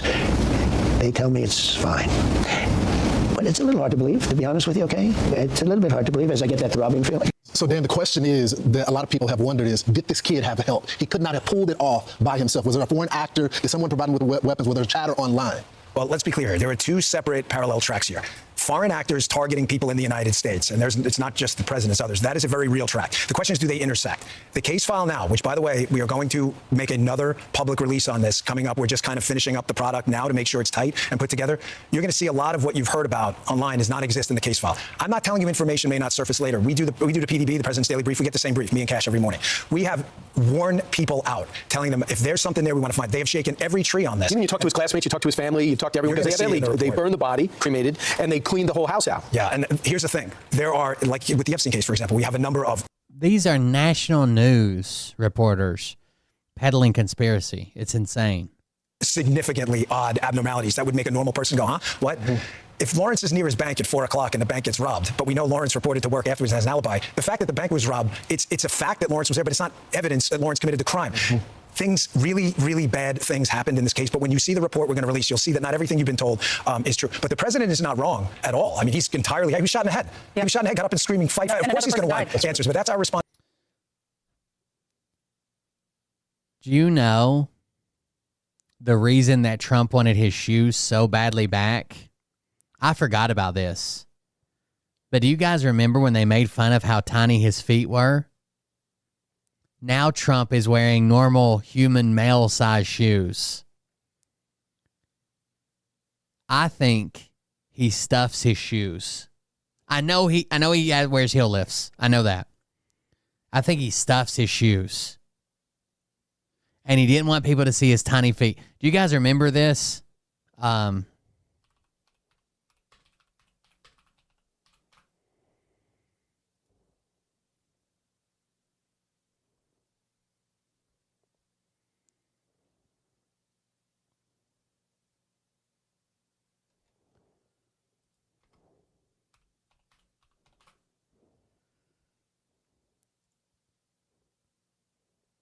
There's a picture of him and Mike Pence.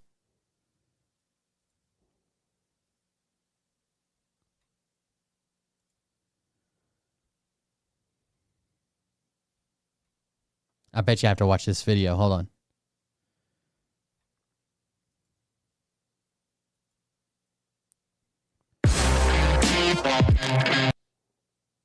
Damn it.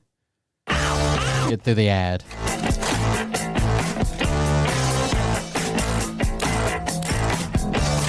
Boom, baby. I'll show you the ropes, kid. Show you the ropes. Get it. All the parts you need at prices you love. Guaranteed to fit every time. eBay. Things people love.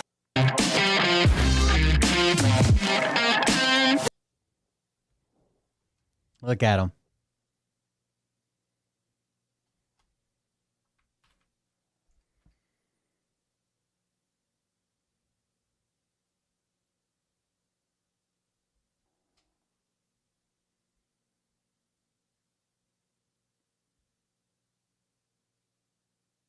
I was too busy supporting Trump back then. Right, this is way back in the day.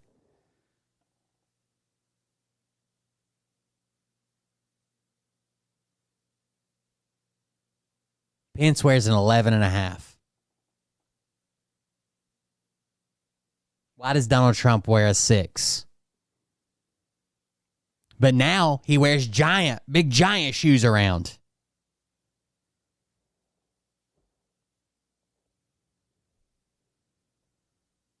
I think he stuffs his shoe. And that's why when he stood up, he's like, my shoes, my shoes. Let me get my shoes. Where's my shoes?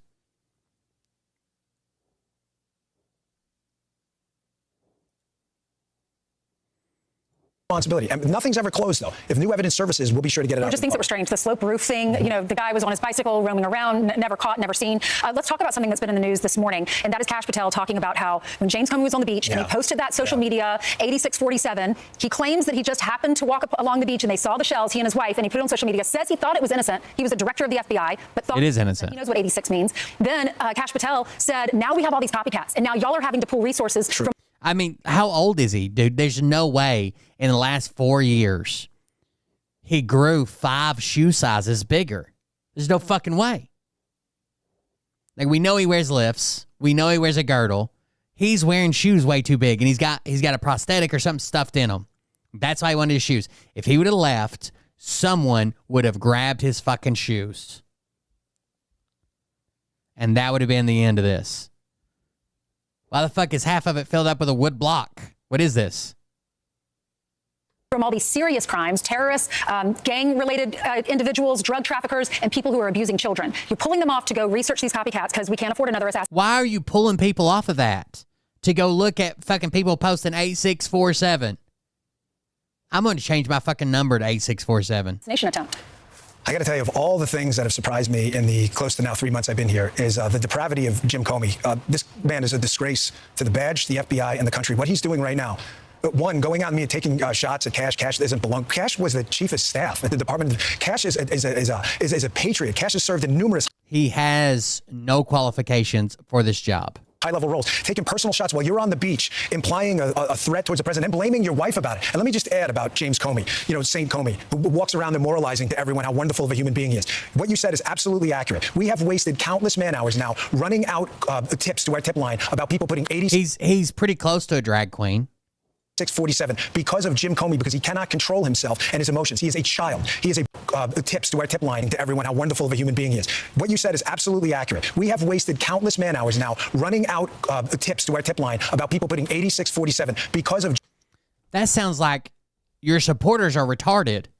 Who would call the FBI tip line for someone posting 8647? I'm going to put it everywhere. I'm going to go buy fucking 10 cans of spray paint.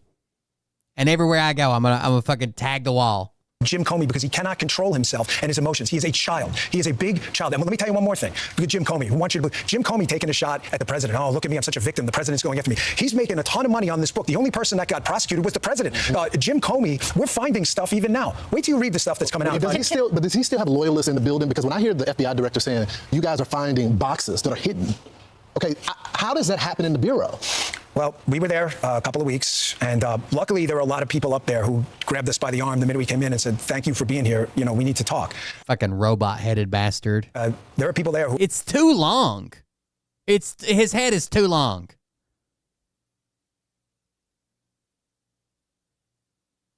I want a measurement from the crown to where it starts to dive off into forehead.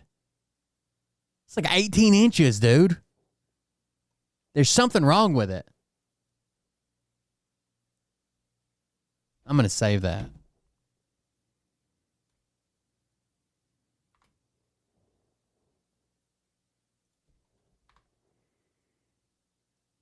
There's something wrong with this motherfucker's head.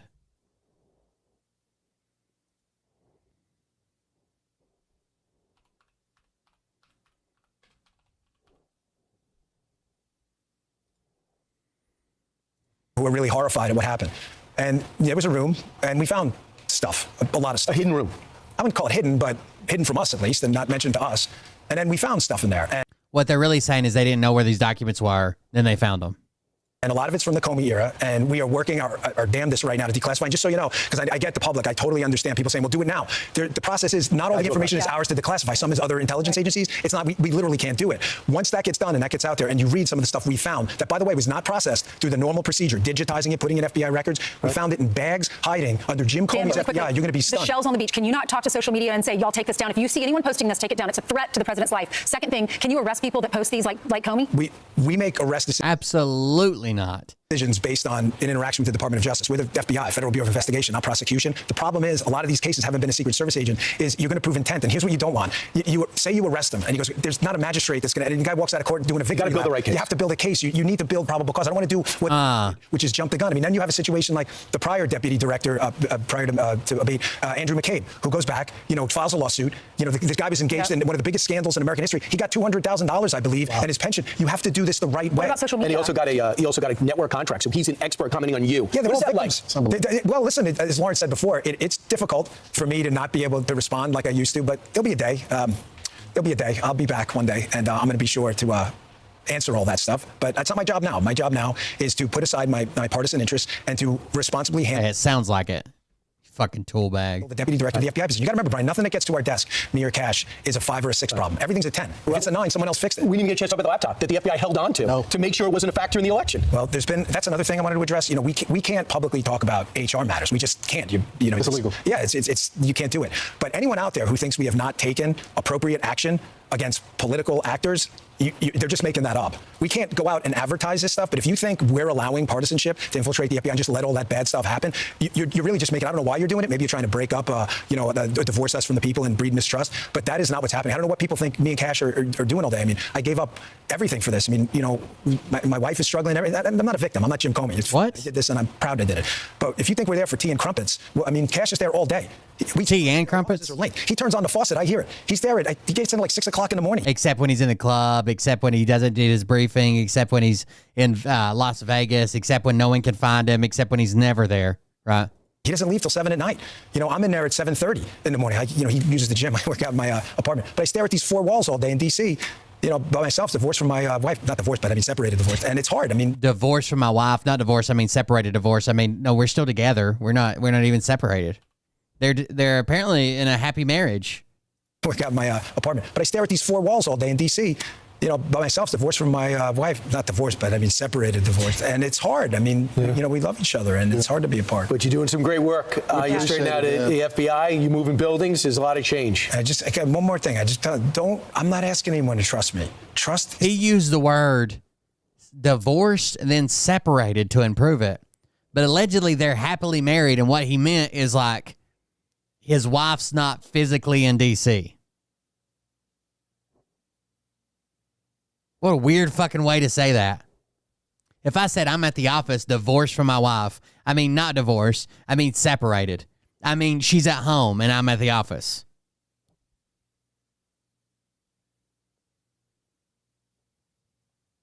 For fools. Just wait for the result. When after he says divorce, when he says separated, he doesn't mean like separated like you would think when you're talking about a marriage. He just means they're in 2 different locations. That's all I'm asking. Don't trust me. Trust us. Too many you're actors in government have asked you to trust them and screwed you in the past. Yeah. We're not doing that. Yeah, speed. You don't need speed in this. You need to do it right. Smooth as. He said, but I stare at these four walls in D.C. by myself, divorced from my wife. Not divorced, but I mean separated. Divorced. And it's hard. But apparently all that meant was he has an apartment in D.C. and she lives wherever their house is. Fast. Thanks, Dan. Thanks, Dan. Great to see you. Appreciate you. Great to see you. I didn't hurt you, did I? No, he's still here. A little bit. Okay. Yeah. I'm Steve Ducey. I'm Brian Kilmeade. And I'm Ainsley Earhart. And click here to subscribe to the Fox News YouTube page to catch our hottest interviews and most. I don't know if it's racist, but I dislike the black guy on Fox and Friends more than about anybody else on there. Oh. Anyways, all right, guys. I actually ran over. Thank you guys for joining us. It's almost 2 a.m. here. Thank you for being here. Thank you for joining us. Support the show if you can over at coldbeer.fund. That's how we pay the bills. Hopefully within like a month or so, we should have some news on what the campground's going to do, maybe my disability, what they're going to do, and see if I wish they'd just give me a decision, even if I got to appeal it. I just need a decision now. So, anyways, thank you guys for joining us. Thank you for being here. Thanks for hanging out with me. I appreciate it. We'll see you about the next one. Support the show, and I'll be back tomorrow. Have a good night. Love you. See you. Bye. But I can tell you this about if this douchebag happens to... Yeah, it's because he's having to work a real fucking job. Like, everybody misses their wife when they go to work, I guess. Like, I don't understand. And tell them exactly who they are and tell them... I miss my wife when I go to work. ...have the fucking balls. You don't have the balls. He's not doing a podcast in his fucking, in his studio at his house. Shit. Listen off, it's about to get lit. Get the place in the best, you know that stage is set. You better buckle up, cause you ain't seen none yet. Here we go, I think I started some shit. Piss him off, it's about to get lit. Get the place in the best, you know that stage is set. Oh, fuck, Sarasota, fuck out of here. Fuck out of here. You haven't had power? I came equipped with a quick wit and a 6th sense for the stupid shit. Where my true believer? I was wondering where you went. I thought you just got the fuck out of here. All these false fucking prophets who profit off of gossip, worshiping drums. You're going to want to watch it. Dan Bongino has a fake face. We proved it through mathematics. I'm gonna make your gut burst. I'll be your huckleberry. I can quench that thirst. Baby eating lizard people, alien sex. The word on the street in the White House is obviously Melania. Something weird's between Trump and Melania. And you're not allowed to talk about it. You're not allowed to speak about it. You can't ask any questions. You don't bring it up. You just move the fuck along. She posted a picture separate from him on Memorial Day, too. And he did that weird speech about trophy wives. Like, they're definitely not together. That's your 10 Days of Darkness. You better buckle up, cause you ain't seen none yet. I used to find clues, too, when I was high on shrooms. I found myself a tunnel that led to Jason. Oh, my dove freaked out and ran around on the floor. Oh, shit. Yeah, that would be bad. Damn, I didn't think about that. I found myself in orbit strapped to an F-16. High on amphetamine, with Trump in between. Put on a light coat of baby oil and saluted the troops. He tapped me on the shoulder and said, "This is gonna be it." Whoa, wait. Stop. What? I'll get my files. Wait, what are you doing? Stop. Hold on. Fucking stop. Dude, come on. Seriously. This is bombs and alcohol. Give me a... Oh, my God. Damn it. Here we go. I think I started some shit. Piss them off. It's about to get lit. Get the place in the best. You know that stage is set. You better buckle up, cause you ain't seen none yet. Here we go. I think I started some shit. Piss them off. It's about to get lit. Get the place in the best. You know that stage is set. You better buckle up, cause you ain't seen none yet. Round 3. Down goes Nino. Please say it isn't so. Got him backed up on the ropes, trying to ram it down his throat. Now things are getting rocking. He was doing so well. It's all over. Hands on his shoulders, they ringing his bell. You got Frog News Network doing no damn research. They be working copy on Cox that came first. 9th inning, 2nd string, and they acting like they know hitters. Assholes throwing bullshit shit and runs to the shitter. All this nonsense on my conscience. It's hard to sleep at night. Who the fuck is in my window with this time of the night? These parasites, these leeches, with all their secret meetings, teaching all you fucking cretins about baby-eating heathens. Believing in reason with no meaning is bullshit. Will Bird motherfuckers out here busting the grifts. Here we go, I think I started some shit. Piss them off, it's about to get lit. Get the place in the bets, you know that stage is set. You better buckle up, cause you ain't seen nothing yet. Here we go, I think I started some shit. Piss them off, it's about to get lit. Get the place in the bets, you know that stage is set. You better buckle up, cause you ain't seen nothing yet. You don't have those guts because you're a pussy. You're a pussy wearing aviator glasses in your mother's basement, and I won't even give